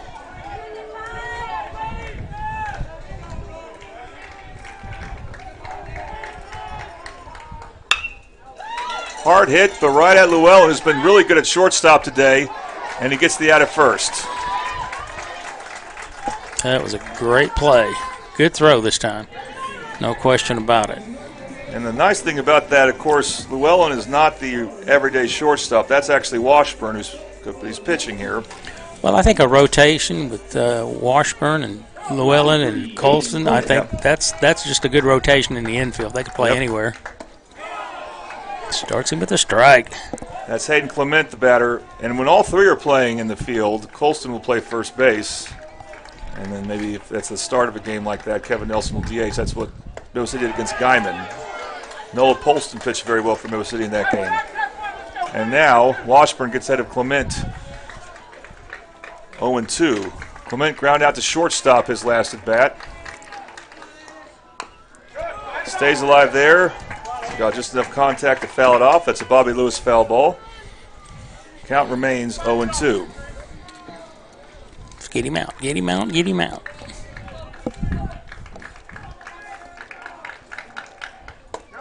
High pitch. 1-2. Maybe a bit of a throwaway pitch there. Yeah, I mean, that was a called pitch. They want him swinging some crap, and that would have been up there. Checks his swing, and they're going to say he went around for strike 3. Another dynamic health clinic strikeout, this one for James Washburn. And there are 2 away here. The Noble faithful did not like that call. They didn't think he went around. It sure looked like he did from up here.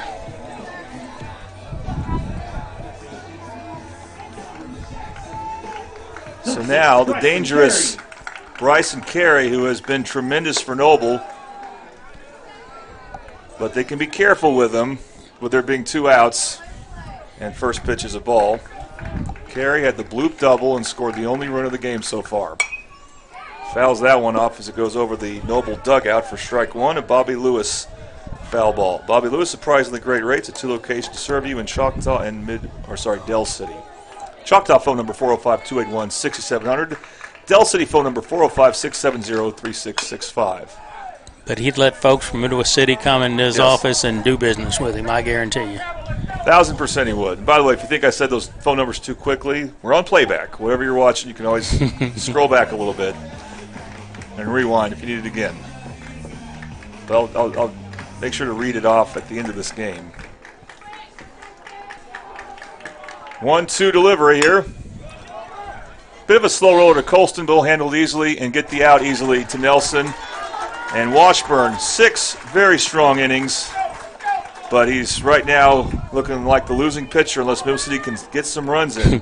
We got to get some offense going. Yeah, Just one guy on base at a time. Let's do it. We'll see what happens coming up bottom of the 6th on the Oklahoma Sports Network. Where sports is our middle name.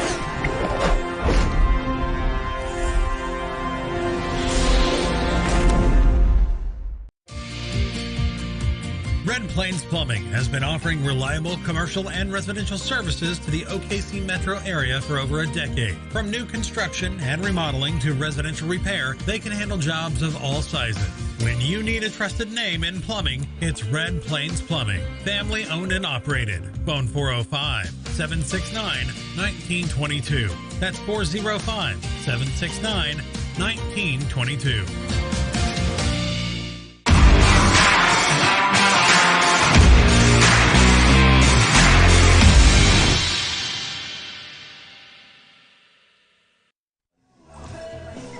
Welcome back to Middle City Bomber Baseball on the Oklahoma Sports Network. This is the Rose State, bottom of the 6th inning. What a close game this has been. Midwest City, at least needs to get base runners to get to the top of the order, if not do more. They're going to have Colston, the 5th place hitter, leading off, then Washburn and Llewellyn. If it remains 1-0, you would hate for Lincoln King at the 8th place spot to be the leadoff hitter there. You would like to get close to the top of the order. Colston takes the first pitch strike from Colton Williams, who has been tremendous for Noble. This has been a heck of a pitcher's duel, considering neither pitcher would be considered the ace of their team. That pitch up high for a ball. Well, Colston's been known to take that first pitch every time, and I don't know why he just doesn't jump on it one time. Takes ball 2 there. And I'll keep mentioning this every time we see one. Colston, another senior, looking for this not to be his last game in a Bomber uniform. Works the count 3-1.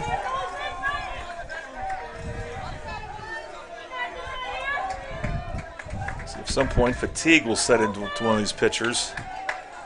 Here, Colton Williams has definitely thrown more pitches at this point. He's actually seen more batters. 3-1 pitch, and Colston is on.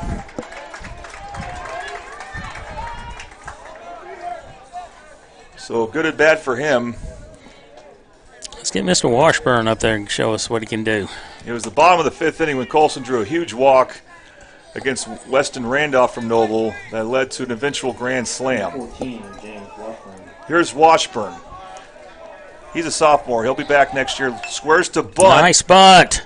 And it will roll foul. Good concentration there by Jackson Steely. He waited, and a lot of guys will reach down and grab that ball while it's still on the paint, but he waited and waited till it got off the paint. Good job. Just a Bobby Lewis foul ball by Washburn. Well, I think with a base runner, you definitely want to do that. Oh, yeah. Washburn has been tremendous pitching this game. Uh-oh. What in the world? Nelson just got, Colston just got mixed up there, and he's out on the base pass. He just froze. Yep.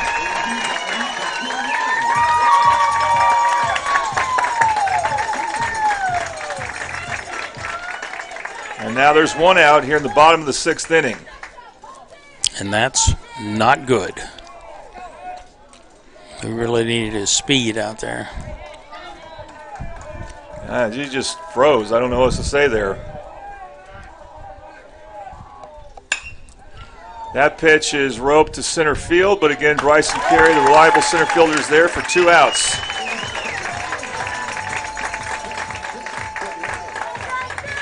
So Noble had the base running blunders in the 1st inning, and there's a base running blunder for Midwest City. They've had one other out on the base pass. As a more acceptable gamble by Terrence Rideau in the 1st inning for Midwest City. Get down. That's in between them. Get down, get down, get down. It's on the ground. Diving, and that is on the ground. Go back to first. So heading back to first. That's Stephen Llewellyn, who will get a single there. So as long as Stephen Llewellyn can stay off the base, getting out, no matter what Lincoln King does here, Midwest City will have at least the 9th place hitter up. So that will give him a chance. But here is Lincoln King. Number 11, Lincoln King. King almost had a potentially game-tying double. It was just foul, but he roped one down the right field line. takes a pitch inside there. Yeah, not to look back on it, but with that base hit, Colson would have been on third. Would have been one out. Again, Nice right play. to the first baseman. First baseman Trent Shortus with the out. Bombers are down to their final 3 outs as we head to the 7th inning. Bombers and Bears 1-0 Noble leads right here on the Oklahoma Sports Network. Where sports is our middle name.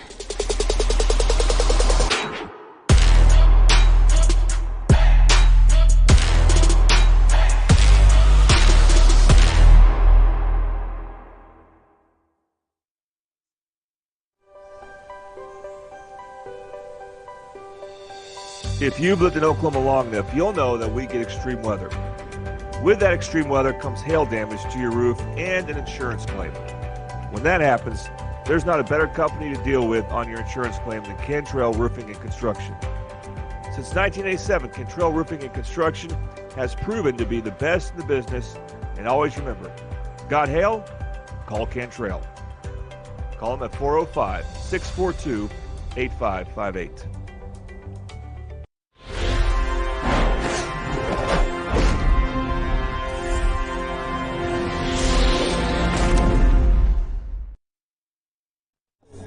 Welcome back to Midwest City Bomber Playoff Baseball on the Oklahoma Sports Network.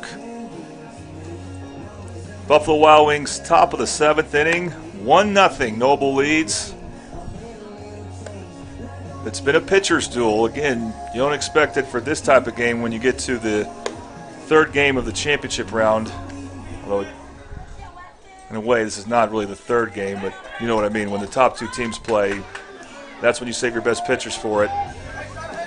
It's actually what we consider technically game 2 of the championship round. Yeah, I mean, it's the effort, and Yeah. usually by then You don't see the best pitchers. You're looking in your stable for the best guy you can throw the ball. But there's some other guys out there who can throw. Weston Randolph. Here's Weston Randolph.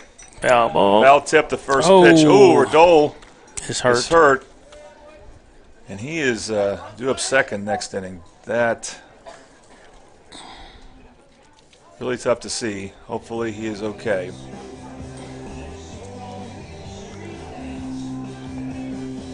That's part of the danger of playing catcher. It's not. Yes, it is. Everything. It's not a position for the faint of heart. You think you have all that equipment on, and you're still going to get. It's going to find you somewhere. I've got it. I've got it done to me as an umpire. Even I've had it come and hit me in a spot that just wasn't covered, and I tried to cover up quite a bit. We'll take a break right now. You're watching Midwest City Bomber Playoff Baseball on the Oklahoma Sports Network.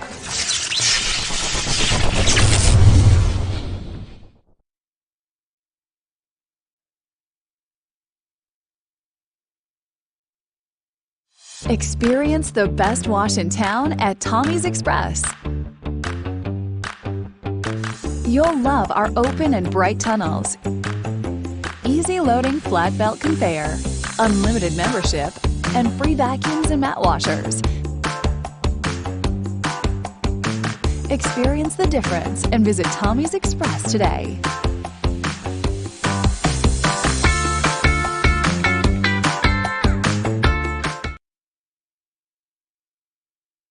College is more than just going to class. College is a journey. It's meeting new people and making new friendships that will last a lifetime. It's learning from professors who care about you and your success. And finding out it can be really fun and rewarding. It's discovering that thing you want to do for the rest of your life. Cameron University is all about helping you grow and succeed. Because your success is our success.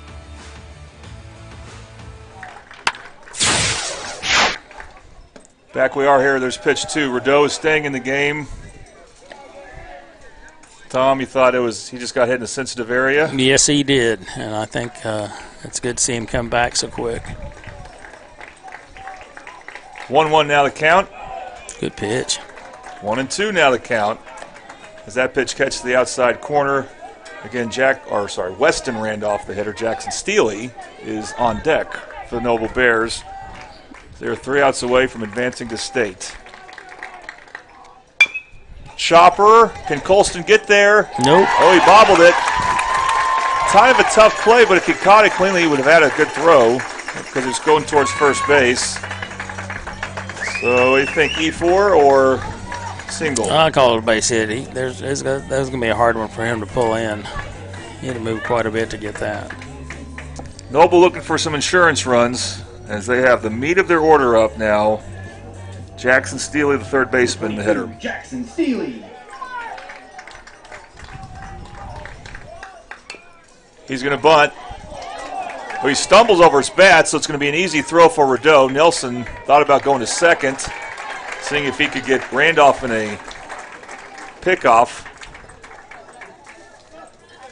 And it'll be a sacrifice bunt for the third place hitter. And here comes Trevor Hand. Tom, what do you think we do here with Trevor Hand? This might be a First case base to open. It might be a case to just walk him or just throw nothing but bad pitches. Well, if you do that, you want to be careful with those bad pitches that you can keep Randolph at second base. That first pitch is outside, ball one.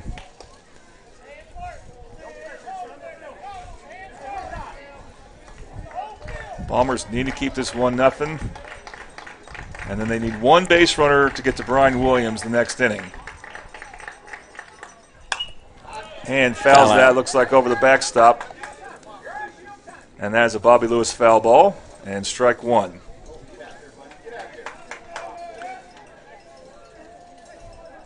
Hand is flown out to right field and grounded out to second base, so he's 0 for 2.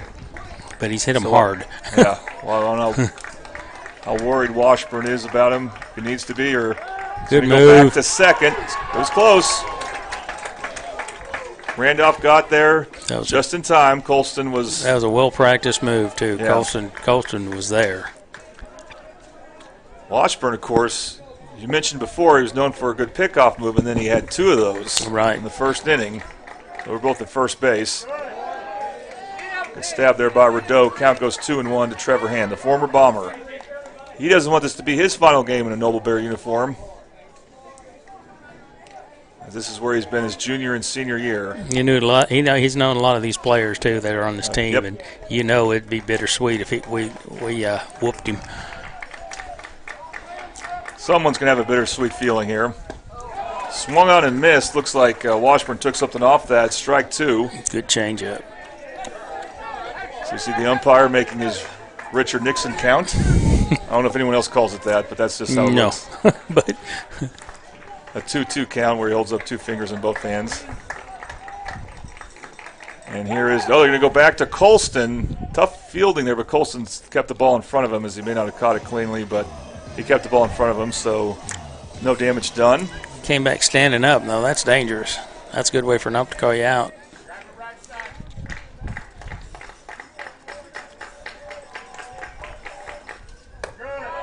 High ball 3, so it's the ump's discretion then.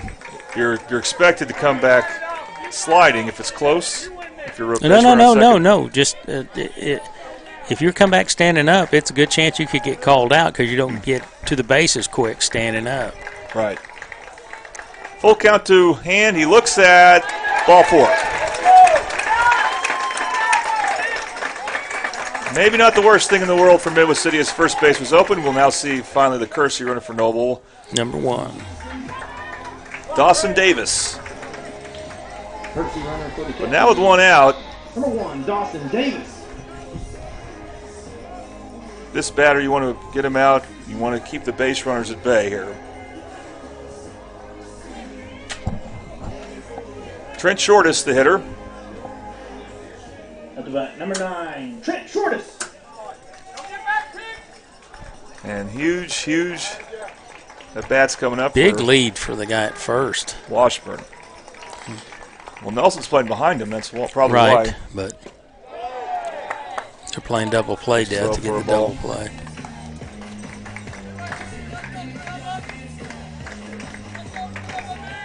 So the first base coach needs to keep an eye on that first baseman. Make sure he doesn't sneak in behind you and get that back pick. First pitch is low. The second pitch inside. Ball 2. Pretty close. Where if you're Washburn, you just may need to throw a strike and hope your defense is ready.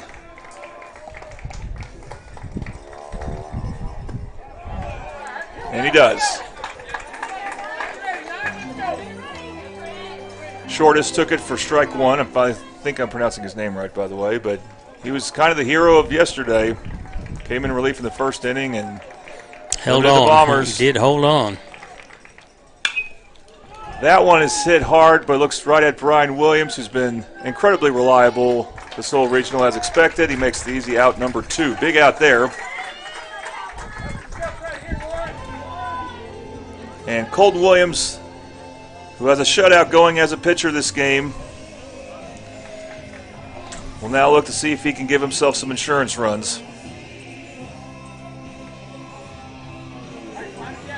Rideau, hopefully, is feeling much better by now, because that's how the inning started, with him getting hit by a foul ball really hard. Goes to Washburn Number 11, Colton Williams. Give him some suggestions or commands, however you want to say it.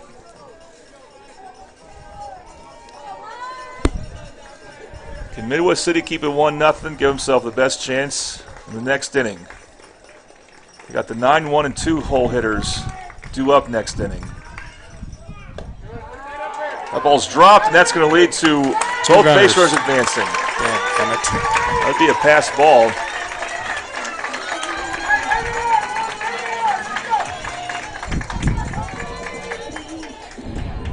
That's too bad, because they were just talking, Tom. So I don't think Rideau got crossed up, but you expect him to be on the same page, and I think he just dropped it. Yeah, it came out of his glove. That's big swing and a miss there by Williams. So now a well-hit ball, doesn't have to be that well hit. And with 2 outs, will score 2 runs, make it 3-0. Quit being so negative, Nelly. Could happen, but we'll see if Washburn can stop that. That's a good pitch. Pitch just misses there, ball 2. First base would now be considered open.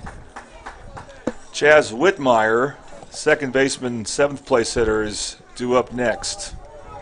He's pumped out and ground out. That may be somebody you want to pitch to instead of this guy. You can't tell. Yeah. Inside, count goes 3-1. Yeah, you just got to make sure you're picking and choosing your battles well here. And on 3-1 count, we'll see what happens. Swung on and missed. He ran like it was strike 2, but I don't believe it is. I wish it was, but now the count goes full. Strike 2. So both his strikes, swing and misses, looks like Washburn just took something off that. Full count. Here we go. Well out of the zone there. So we've had 2 walks with the bases, or not bases, we've had 2 walks on a 3-2 count. Hand and Williams. Williams for Noble. And we have another courtesy runner for Noble, as that's the pitcher today. So normally Colton Williams does not get courtesy run for, but Dirks Winty will be the courtesy runner for him. So 2 courtesy runners are on base now for Noble. And I have the wrong out count. It's 2 outs. Yeah. So still hope yet. Just getting out anywhere. Now we have Coach Haddix, head coach of Midwest City. He's done a fine job with his team. He's going to talk to the infield, the pitcher, the catcher, and now the home plate umpire will go ahead and come on over. And what was he going to say exactly? It's just a gesture. I don't even say anything. They know what I mean. You just get in front wherever the coach is facing. You get in front of him, and yeah. I've had several that will just keep on talking. Then you have to say something. Not the case here. Let's go. Let's keep it going. And they know. Some of them have been known to test me because they've known me forever. Here's Whitmire. Nowhere to put him. No more room for walks. First pitch strike. Pitch.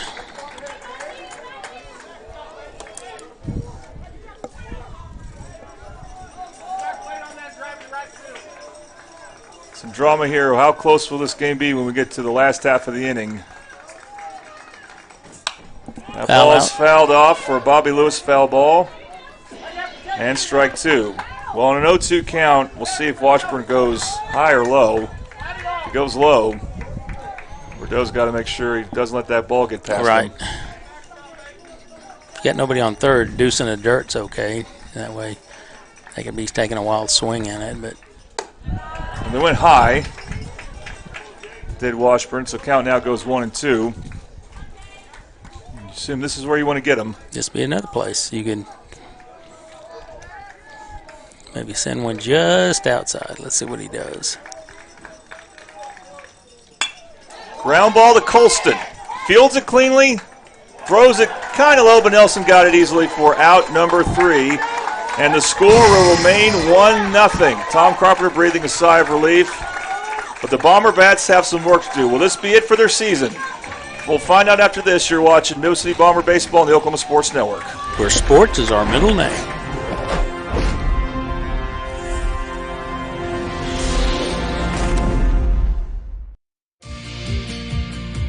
Red Plains Plumbing has been offering reliable commercial and residential services to the OKC metro area for over a decade. From new construction and remodeling to residential repair, they can handle jobs of all sizes.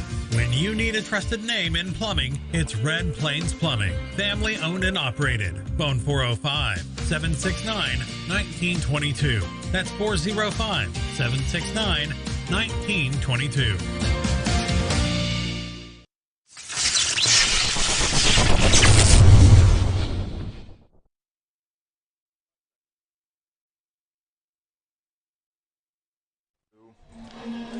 Here we are with some drama for you on the Oklahoma Sports Network. Midwest City trying to advance to state is down to 3 outs. They got 3 outs to score a run in this Rose State bottom of the first.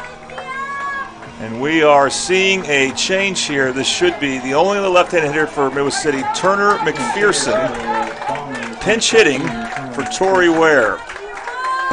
Yeah, this is a good spot to do that because other than Ware getting hit in the first game, he's not been very productive. That pitch in the dirt, ball 1. After Turner, he's only a sophomore, I believe. Take that back, he's a junior.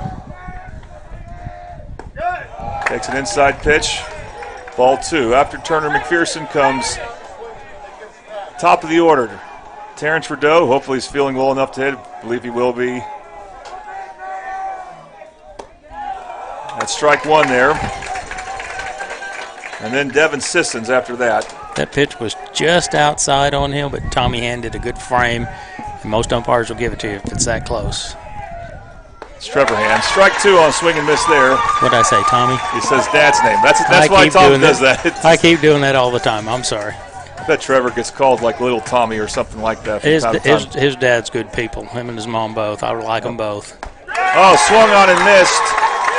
So the pinch hitter does not work out for Midwest City. And they're down to their final 2 outs. Desperate for a 1 base runner.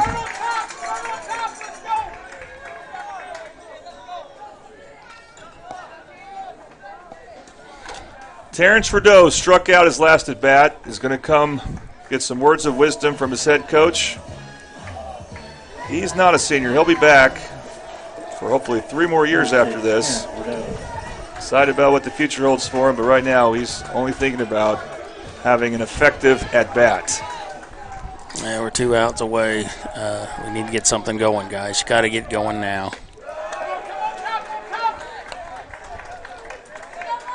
Pitch outside for a ball.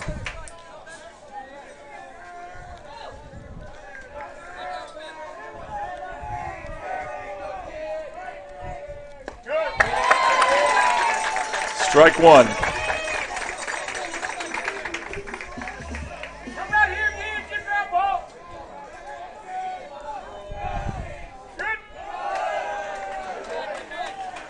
Missed there. Ball count is now 2-1.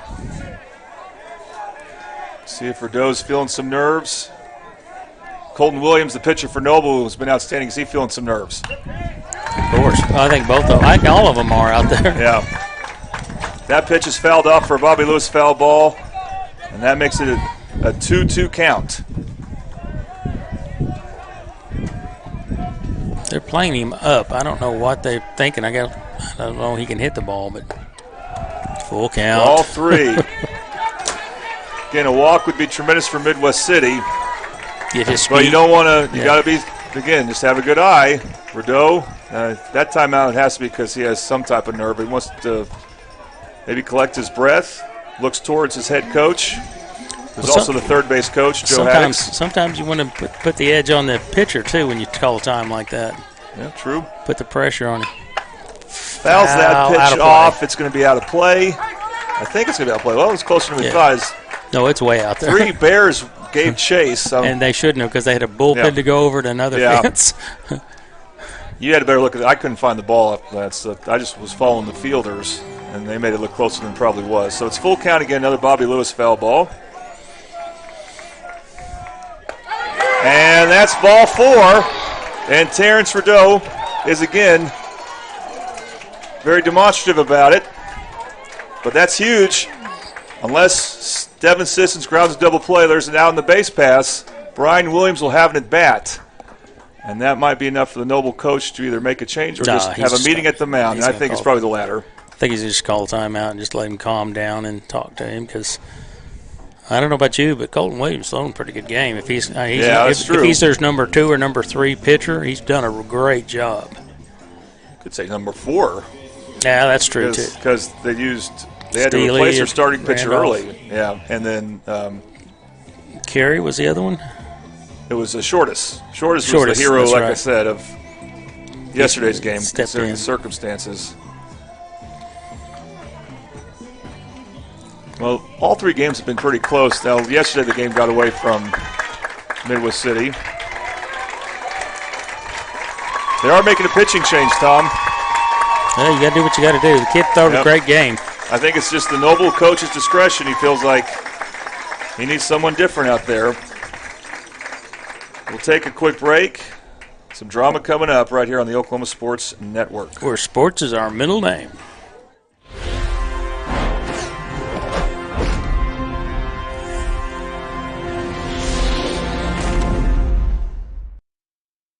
Experience the best wash in town at Tommy's Express. You'll love our open and bright tunnels, easy loading flat belt conveyor, unlimited membership, and free vacuums and mat washers. Experience the difference and visit Tommy's Express today.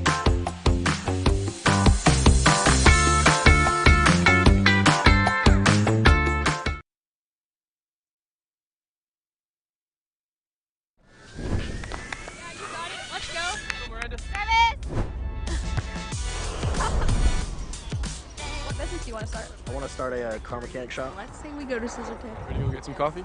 Yeah, let's go. You got it. I think she was from 1, Rose State. 2, 3. Woo! Congratulations, Rose State college graduates.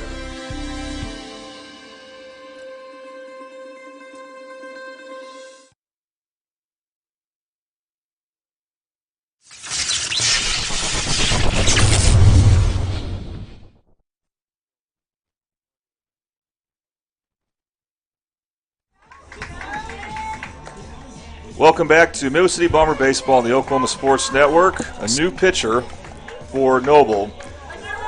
And I think what's happened is they brought in their center fielder, Bryson Carey, to pitch, and Seth Wilson's moved from right to center. Is that what you got, Tom? Seth Wilson's number 2. Okay. We're not sure he's in right field at the moment. See if it matters. So Devin Sissons, the senior, the biggest at bat in his life. Got number 1 in right field. That's Dawson Davis, a courtesy runner, so you know he can run. Sissons looks at the first pitch, and it's ball 1. It's an interesting situation to bring in a pitcher. Noble will double play away. Hopefully Sissons, who has good speed, can avoid that. And again, Brian Williams having good at bats, what we hope for. 2-0 count. See, that's the problem you got. You get a guy come in and he might take a batter or two to settle down. That's the only issue. But well, we saw that with both pitchers. They both walked the first batter. Otherwise, they were pretty good. There's been a couple more walks, but otherwise, it's been very effective pitching here. But Sissons looks at that 3-0 pitch. It's ball 3. Got to take here, and definitely you're not going to think about Rideau stealing at all. So No. we'll see how big. We're going to see what type of lead he gets. Trevor's still a stud. He can gun you down pretty quick. Again, you want to ensure Brian has an at-bat. And that catches the inside corner, strike 1. Big strike there from Carey. I think that was still a take. I think it's too important to be taking a wild cut at something. And this one now? That was take. This one we'll see. Get it out of the infield. Another good Call pitch. strike 2. Our streaming is kind of going in and out here a bit. We apologize. It's the worst time for it to happen. Hopefully it's back on right now, solid. Full count. I don't think you send Rideau here, Tom, but often with a full count, 1 out. No, we're not going to do it. You do think about sending a runner sometimes. It's too important. Yeah, I don't disagree. Payoff pitch. Got past the catcher. Rideau's going to take second anyway. It is ball 4. That's first pass ball I think Trevor Hands had, and then I can remember that he should have caught. As I said 2 days ago, how about this situation, folks? Brian Williams with 2 base runners. I'll say you're due. It worked last time. It did. Who could you ask for, though? They may walk him. I don't know. Walk the winning run to second, Tom. That's what you're saying, and it does actually make some sense. Sounds crazy to say, but as he knocks it to the fence, game over. Yeah. You got 2 speedy guys on the base path. What's Brian's approach going to be? Does he want to take a good swing at something, maybe kind of a little outside the zone, which he took a pitch there. He'd say it was a little outside the zone for ball 1. And Coach may have told him to take. Because the first pitch to him the last few times had been a strike. This time it wasn't. Boy, the nerves. I'm feeling it, Tom. Oh, that's a strike. Again, it's just amazing when the batter reaches his arms up like that, but still catches the inside corner. Right. And the count goes 1-1. But the thing is, that means Brian might be a little more aggressive here on a 1-1 count than a 2-0 count, so we'll see. That catches the outside corner. And like we often see by the second batter, the pitcher starts to settle down, so Bryson Carey with 2 really good pitches, changing locations, going inside then out. And it's 1-2 to Williams. And you thank the pitching coach. He's the one that sent in that call. Crowd wanted that pitch, but I don't think it was that close. It's just Williams made it look close because, again, with 2 strikes, he thought about taking a hack at that pitch.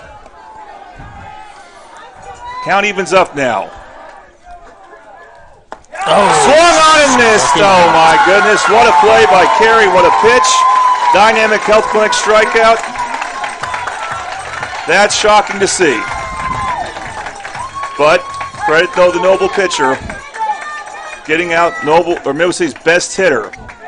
And now the hopes for Midwest City seasons comes down to Kevin Nelson, who has not gotten a hit against Noble yet. What can he do here? Ball 1. Kenny Colston's on deck if Nelson could get on. Bombers down to their final out.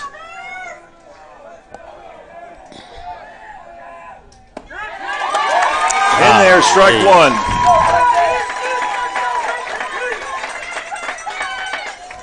Need you to hit the ball and hit the grass in the outfield.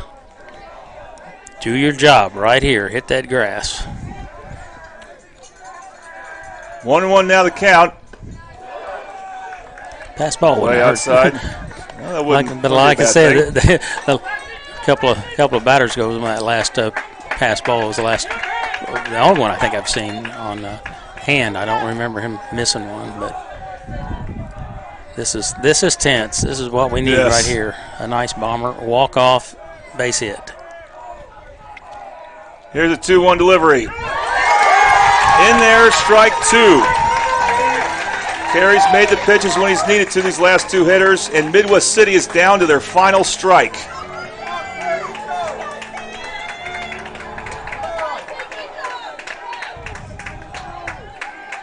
Boy, how can you be calm here and do your job? Here's a 2-2 pitch. Yes! Line ball, base hit! Woodtown's going to round third. The throw is off the mark, and this game is tied. Yes, sir. That's all we needed. I've been hoping Nelson would come through with something. I was really hoping for a dinger, but guess what? Guess who's coming to bat?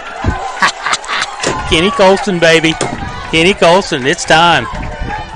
Wow, what a time to come alive for Kevin Nelson. The RBI single tying the game. Now we're letting number 7 come in and run for Nelson.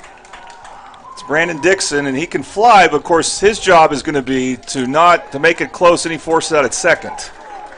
That's all Brandon Dixon can think about. He does not represent the winning run.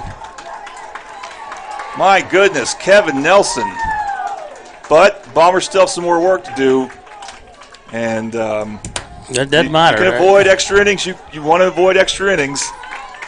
We're going to have the first base coach from Midwest City come on over, too, to talk to. Who is this right now? Oh, that's Devin Sissons, who represents the winning run. Kenny Colston. He had a bad base running turn his last at bat after drawing a walk. And it won't mean a thing if he can come through here. What approach will he take? Bombers can win with a base hit after being down to their final strike, or we could see extra innings here. Oh. Colston went for the win, fouled it off, and it's a Bobby Lewis foul ball, strike 1. Come on, Kenny. The nerves are still there, Tom. For us, I mean. Oh, I'm telling you, Kenny. This is a relief. We've got a breather, but this could end it right here. We go to the big show. Strike 2. That's foul tipped. No, he dropped it. It's foul ball. Either way, it's strike 2. It's still strike 2. Yes, sir. That wouldn't have been strike 3 because Hand didn't catch it. I don't know if I can handle extra innings. Well, I'd rather do that than be packing up. Yep.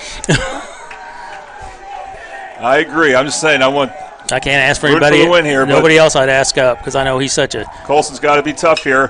Foul ball. He's such a good athlete, and he's got a good head on his shoulders.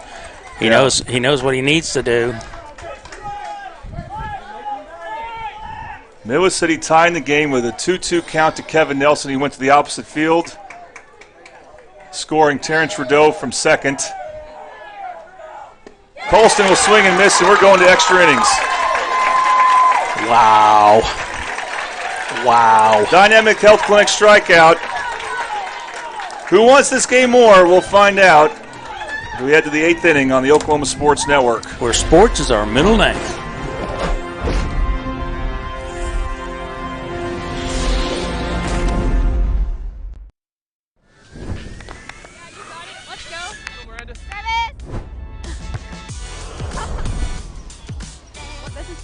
I want to start a car mechanic shop. Let's say we go to Scissor Tape. Ready to go get some coffee? Yeah, let's go. You got it. I think she was from 1, Rose State. 2, 3. Woohoo! Congratulations, Rose State college graduates.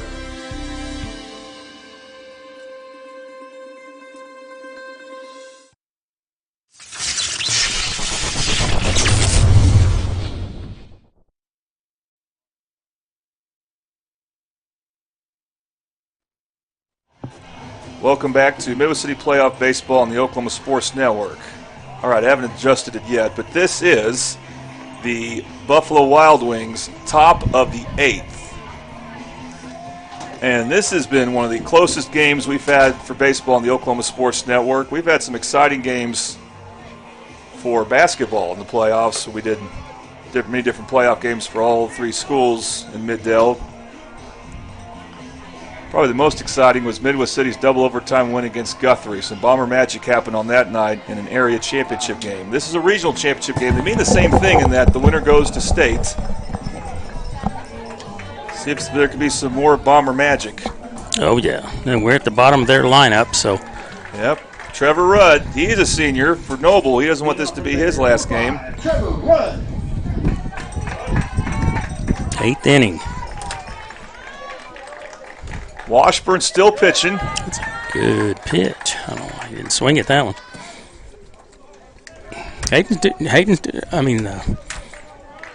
Rudd's, by the way. James is doing good. Swung on and missed. Rudd grounded out to short, flew out to right field. His first 2 at-bats. I think he throws a lot of curves and change up, and he doesn't throw that fastball. That's why he's lasted longer. Foul ball. Fouled off. That's a Bobby Lewis foul ball and strike 2. I think the umpire got it on that one. Got it on the noggin. It's always a fun one to get. It's going to take extra innings to determine this game. What a game it's been. Washburn's 1-2 pitch. Slow breaking ball there. Misses the zone. Yeah, it was kind of inside. I'd give him that one. So the count goes 2-2.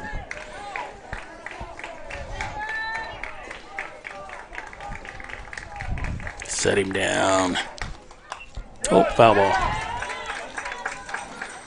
A defensive swing for sure. That's a Bobby Lewis foul ball. Hayden Clement's the scheduled hitter. I don't know if Noble will pinch hit for their 9th place hitter. They like their top 8, and the 9th place hitter can vary. That ball is lined right to Brian Williams for out number 1. We'll take it.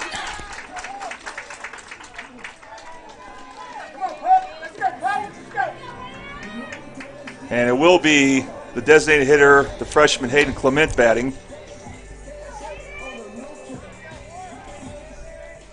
Number 23, Hayden Clement. Boy, if you told me that Nova City would be able to tie the game with Brian Williams striking out. That ball is laced, but right to Llewellyn for out number 2.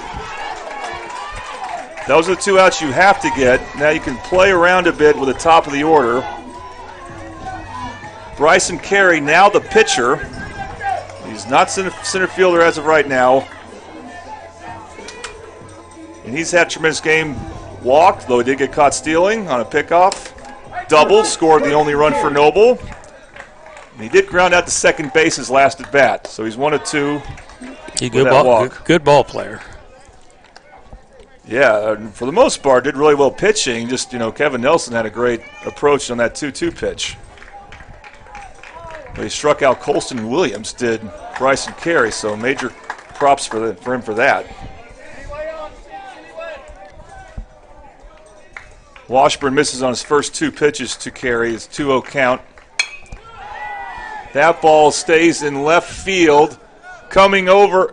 Oh, it drops for a base hit. That was a nice. You couldn't have put that in. Carey did it again. He's done that twice to both sides of the field. I mean, there was no way they were going to get to that from the outfield. And yeah, Ware gave chase. Llewellyn tried. Was close, but and that just found the soft spot there. At least this time he's held to only a single. Last time he did that was towards right field, and he got a double. But now there's some more work to do. Weston Randolph, the batter. Number 21, Weston Randolph. He has 2 singles this game. Got him picked off. He's called safe, though. Haddix wanted that. I missed what happened. It was a pickoff, and they had the ball over there. Just we got it right there, and I guess Nelson just missed the tag. Well, he was there. I think the guy slid around him, jumped back, and so.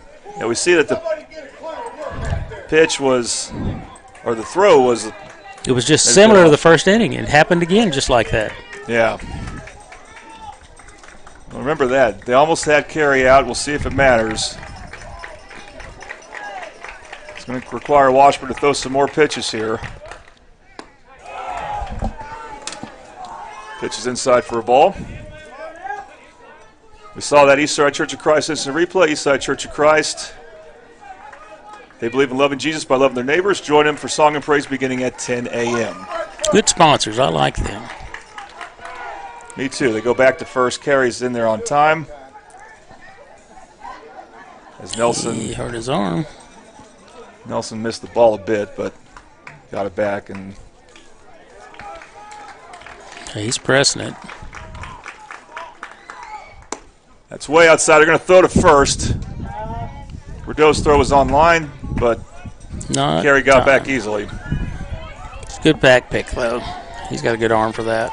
2-0 now the count.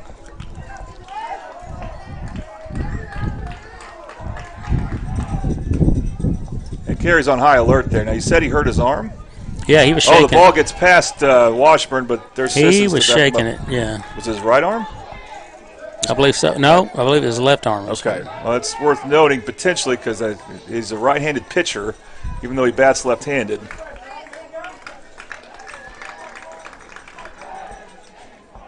Again, going to first. I think Washburn wanted that pickoff so bad.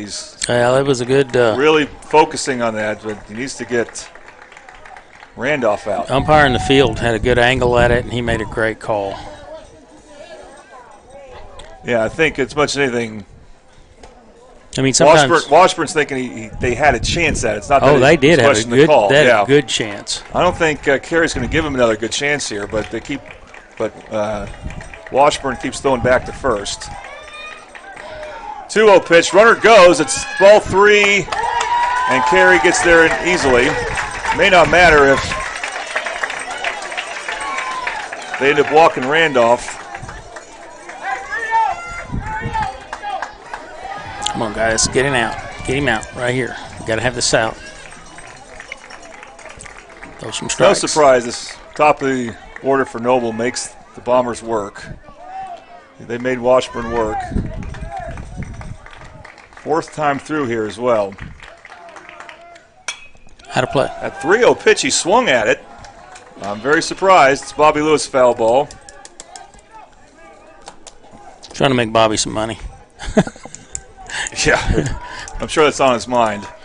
Him being in Noble. Well, he's getting some screen time. 3-1 pitch, ball 4. So with 2 outs, Noble gets their top 2 batters on base. It's top of the inning. They can't win the game here, but they can take the lead and win it the next half. And it's Jackson Steely. Trevor Rudd's on deck. Sorry for Trevor Rudd. That's the left fielder who comes up later. Trevor Hand is on deck. It is RBI in the 4th inning. We don't want to see another one.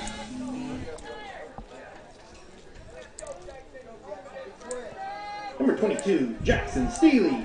That's a good baseball name, Jackson Steely. I like it. Yeah, Steely did have the RBI. It was on a ground out to third, but that's why Noble's still in this game. And that pitch misses. This is high-pressure pitches coming up here.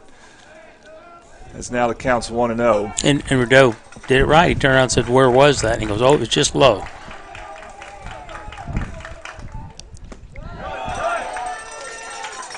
That pitch misses just inside, 2-0.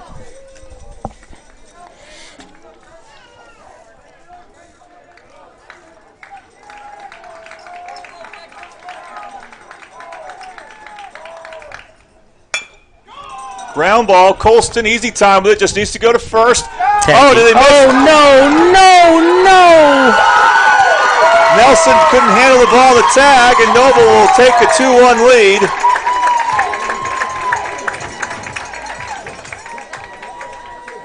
And we got an injury. Steely's hurt. Yeah, he's hurt at first base. I think the tag the ball kind of got carried toward him when he tried to make the tag, and I think it hit him right in the chest. Oh my goodness, Mill City should be out of this inning, and now they're back down to their final 3 outs, Tom. Just like that. Bad time for Colston to miss a play there. E4 for Steely. Run scored for Carey. Tough one there. Steely's hurt. Hopefully he'll be okay. And now you think about the missed pickoff, and then that wasn't really anyone's fault. They just missed it by a little bit. But then I don't know who you would think about more, the throw from Colston or Nelson missing the tag, but it probably should have been a better throw.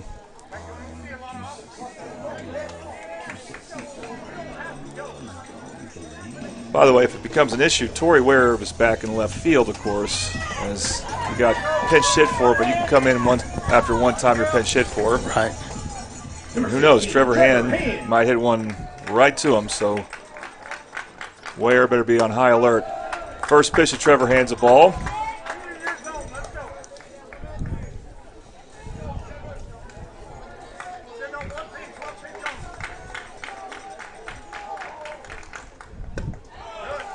Strike one.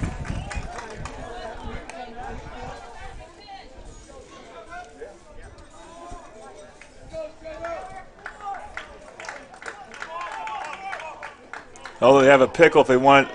I know they don't want it. They're going to let him take second. Yeah, you let him take that because you throw the ball away, and that's going to give him another run. You don't want to do that. You could have tagged him quickly enough. But it's a timing play, and if that runner gets home before we get him out. Right. That's why I said if you could tag him quickly enough, but you're not going to think about that. And that's going to be a base hit from Hand. That might score two, definitely one. Williams' throw will not get there in time. It's 4-1 Noble.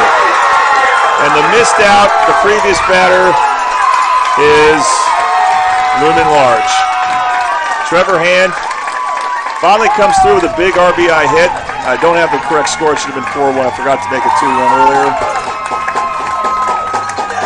Those would be unearned runs with 2 outs. And again, I would have thought about going after Steely there to, see if you can get him out before Randolph touches home.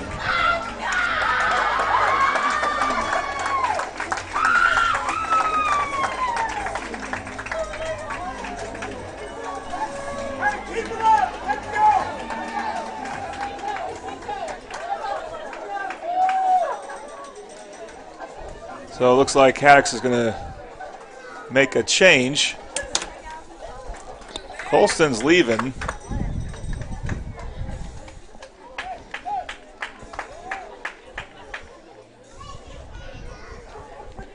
That's what we didn't want to see. And they got, is that Llewellyn throwing? Oh, I can't see. 17. Sissons, right? No, Sissons pitching. And I know he can. So I guess we'll see if they move Colston to third. I guess he changes his gloves, so I didn't know you change your gloves to go from second to third. Some of these guys are specialists. Yep. Yep. But of course, there's a Kersey runner on for Noble. That being Dawson Davis, who came out to play in the outfield. So I don't know if maybe he's not the Kersey runner then. I don't know if he. Kersey runner for Hand, number 18, Hayden Kundra. Different one then.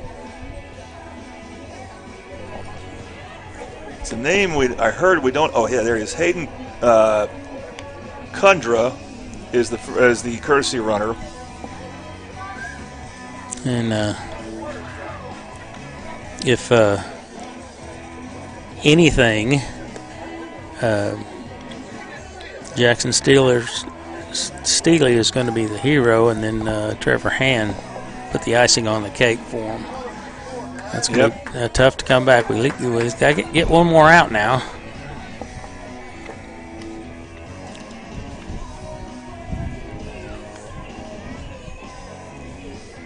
So what appears to be is Kenny Colston will move from second base to third base. Stephen Llewellyn, you would think, would move from shortstop to second base, and Washburn, who was pitching well, and really no run's really his fault here.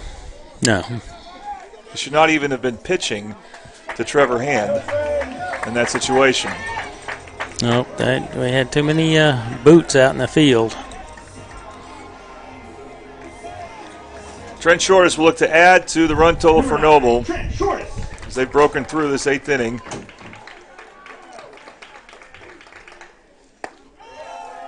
Good first pitch from Sisson, strike one on the outside corner.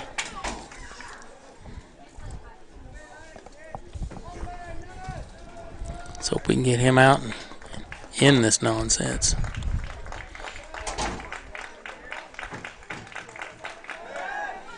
Go back to first, kind of close. He's got a good move to first. Base runner Kundra, or it's hard name to pronounce, a lot of consonants together. Kundra, unless we'll assume that ends silent, gets back. That guy. Yeah. Pitch in the dirt, ball 1.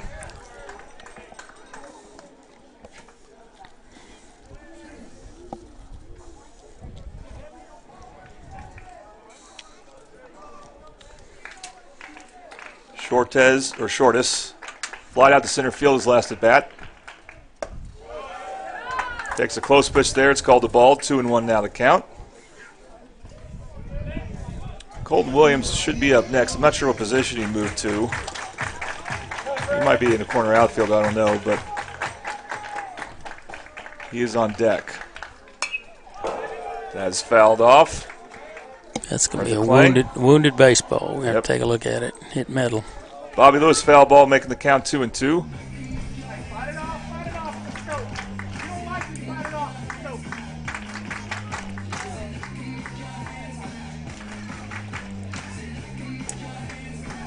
There's the Richard Nixon count, 2-2. You're proud of that, aren't you? It just came to me out of nowhere.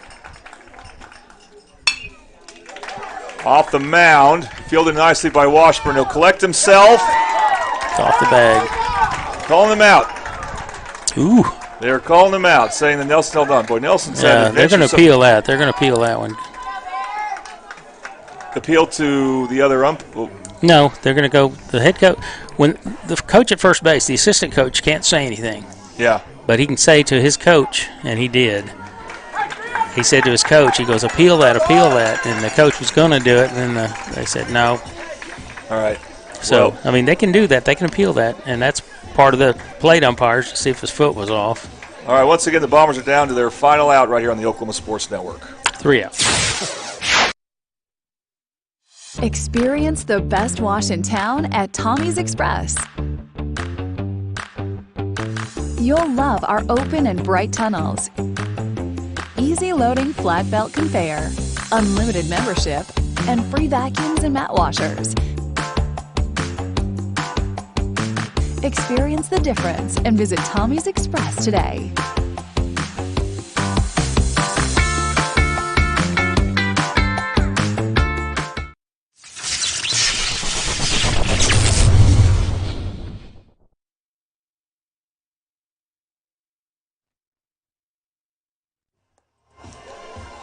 Welcome back to Mill City Bomber Playoff Baseball on the Oklahoma Sports Network. We're at the bottom of the 8th inning. 3 runs played at the top of the 7th, or top of the 8th by Noble. All should be unearned runs if that matters, but really what matters is the scoreboard itself, and it doesn't matter at that point if runs are earned or unearned. We need to get runners on base. I don't care how they get on there either. It's the Rose State bottom of the 8th inning. And for Midwest City, to try to keep the season alive, and they need base runners, they'll start off with a 6th place hitter, James Washburn, who just moved to shortstop. Pitches outside, and again, Tom, for these first 2 batters, and really, you could say it to anybody, it's just all about getting on base. Just don't get out. Yeah. Kind of a delayed call there for strike 1 by the home plate umpire, but that is the call. And the count to Washburn's 1-1. Usually the fans don't like that slow call, but that's usually the right call. Well, the Noble fans like it, and now that makes the count 1-2, as that's a Bobby Lewis foul ball.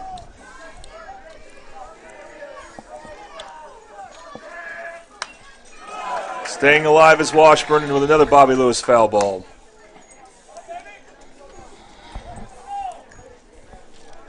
Now Bryson Carey is looking pretty good. Throwing strikes. 1-2 pitch. Base hit. That's laced over the second baseman. It will drop for a base hit. That's a start. Good at bat there for Washburn.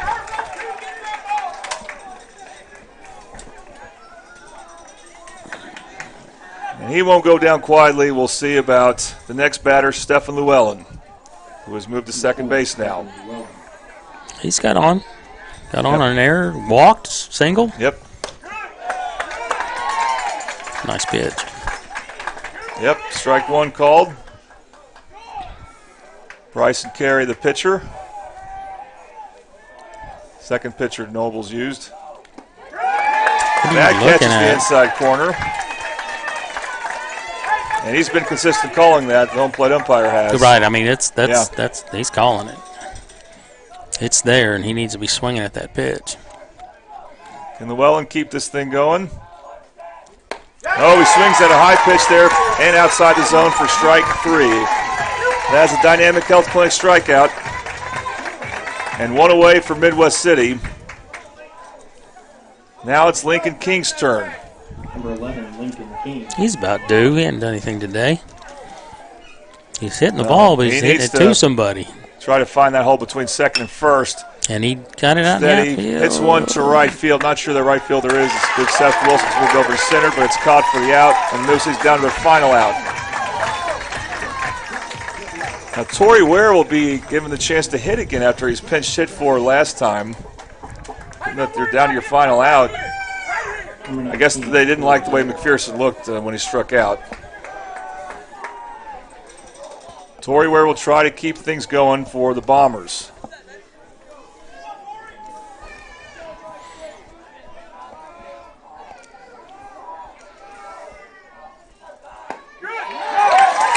Strike 1 for Carey. Where's our Bomber magic? We're going to need some now. Oh, foul ball. Fouled off. And the Bombers are down to their final out, that should say. That's premature. But, there we go. Bobby Lewis foul ball. Noble fans are going to get loud here. They hope to celebrate a hard-fought Noble victory.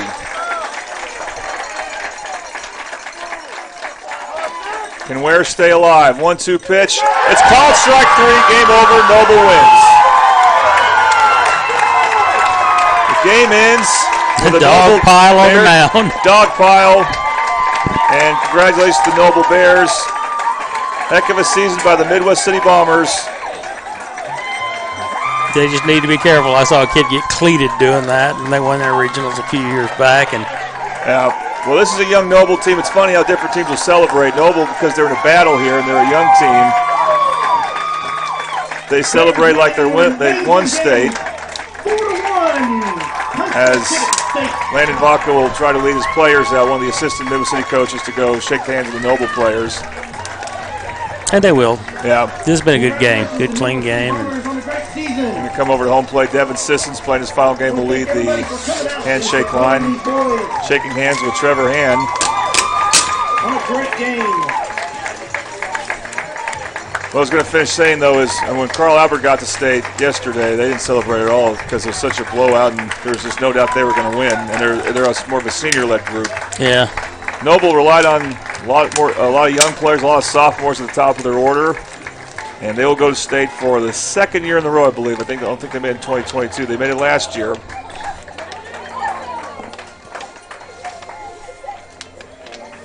There's Coach Winkle right there, last guy out of the dugout. I mean, he's an old-school coach, and he gets on them boys and makes them work. See Kenny Colston talking to a Noble coach, as is Brian Williams.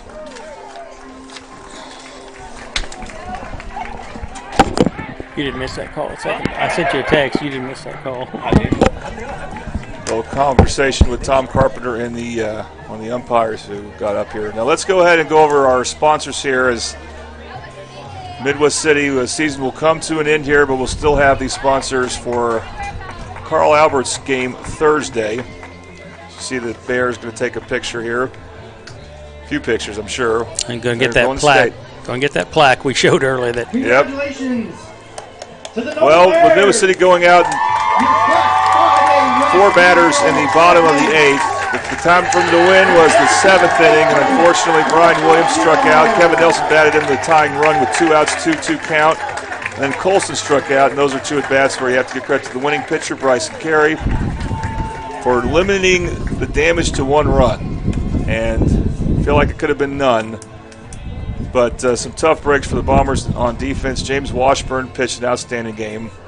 Yes, he did. Back. He did. Don't be surprised if he becomes their ace next year. With Terrence Noah Colston right behind him. Terrence Rideau will be back. Terrence Rideau, Kevin Nelson, we'll see what position he plays. If he can get healthy, maybe he can go back to catcher and Rideau can play somewhere in the field. We'll see. James Washburn, we mentioned him. Lincoln King, Noah Polston, those are some of the players. We talked about Brandon Dixon, who Kersey runs, might be hitting more. Otherwise, I'm not sure who will be next in the line because they have 5 seniors in the lineup, and they will be missed. Devin Sissons, Brian Williams, Kenny Colston, Stephen Llewellyn, and Torrey Ware all have a lot to offer. Llewellyn, the ace of the staff, pitched tremendous baseball in a 4-1 victory 2 days ago. Brian Williams, of course, Division I player, hit that grand slam and had several other big moments. And Devin Sissons has been a great bomber, so is Kenny Colston in both football and baseball. And Torrey Ware, they love his attitude and, gave him a lot of production at the bottom of the order and in left field. Okay, so I want to thank one more time Sherpa Moving. They're a local full-service moving company. They offer packing, unpacking, and special handling. They are a starting lineup sponsor. Call them at 405-724-8750. Strikeout sponsor, Dynamic Health Clinic. Dr. Coffin specializes in athletic injuries and able to get athletes and non-athletes back in action very quickly using advanced muscle integration. Bobby Lewis is the foul ball sponsor. Surprisingly great rates at 2 locations to serve you in Choctaw, 405-281-6700, and Del City at 405-670-3665. Our instant replay sponsor is Eastside Church of Christ. Eastside Church of Christ in Midwest City believes in loving Jesus by loving your neighbors. Join them with their song and praise beginning at 10 a.m. Buffalo Wild Wings is the top of the inning sponsor, located 5500 Tinker Diagonal. Buffalo Wild Wings. Go there to watch the Thunder in the playoffs on Tuesday against the Dallas Mavericks and several other big sporting events and many different active Mid-Del sports fundraisers going on until May 17th, so please go there soon. Rose State College, our bottom of the inning sponsor. Saving money on college is easy at Rose State. Concurrent enrollment allows students to earn 27 tuition-free credit hours while still in high school. Apply today at rose.edu/concurrent. And finally, our player of the game sponsor is brought to you by Louie's in Midwest City. Louie's, we're in your neighborhood. Their address is 6007 Southeast 15th Street. Great pizza, but they're not just a pizza place. They have many different great eating options. All right, Tom, player of the game options. I think I'd start with James Washburn. I'm thinking James Washburn, too, because he did everything he could. Yep. I mean, he threw the pitches he needed to throw, and the fielders needed to make the plays. They could have made some double plays and could have made some other plays, but he threw the ball where he was supposed to. It looks like he was hitting his marks. That'd be my choice. Mine as well. Special mention for Kevin Nelson, who had one of the clutchest hits you'll see. Unfortunately, they couldn't do more with that, as he tied the game with an opposite field single after we've been saying he was due, and he came through. For Midwest City, making this game very dramatic as it went to extra innings. Noble wins in extra innings. They're going to go to state. And, Tom, these 4 games actually, 3 days were fun. Glad we could do some baseball. It was not just football. And we'll see what happens with Carl Albert here. I know we intend for Josh Calloway and Jared Price to call their games. We'll see if they're available or not. And, maybe we can hang out with them on the air for a game or two. Well, we might. You never can tell. Yep, but we'll just keep your eyes posted for when that game is played. I'm not sure if Elgin made the state. That game, if they make it to state, might be on the network. We'll see, but like it was last year. And that'll do it for us for this game. I want to thank Noble again. This is a great place to call a game. I was actually very impressed. Great booth, and everything worked very well for us. And thank you for Noble High School. Congratulations to your Bears for making state. All right, that'll do it for us. For Tom Carpenter, I'm Jordan Ray. Thanks for watching Mid-Del Playoff Baseball on the Oklahoma Sports Network, where sports is our middle name. Thanks for watching this presentation of the Oklahoma Sports Network.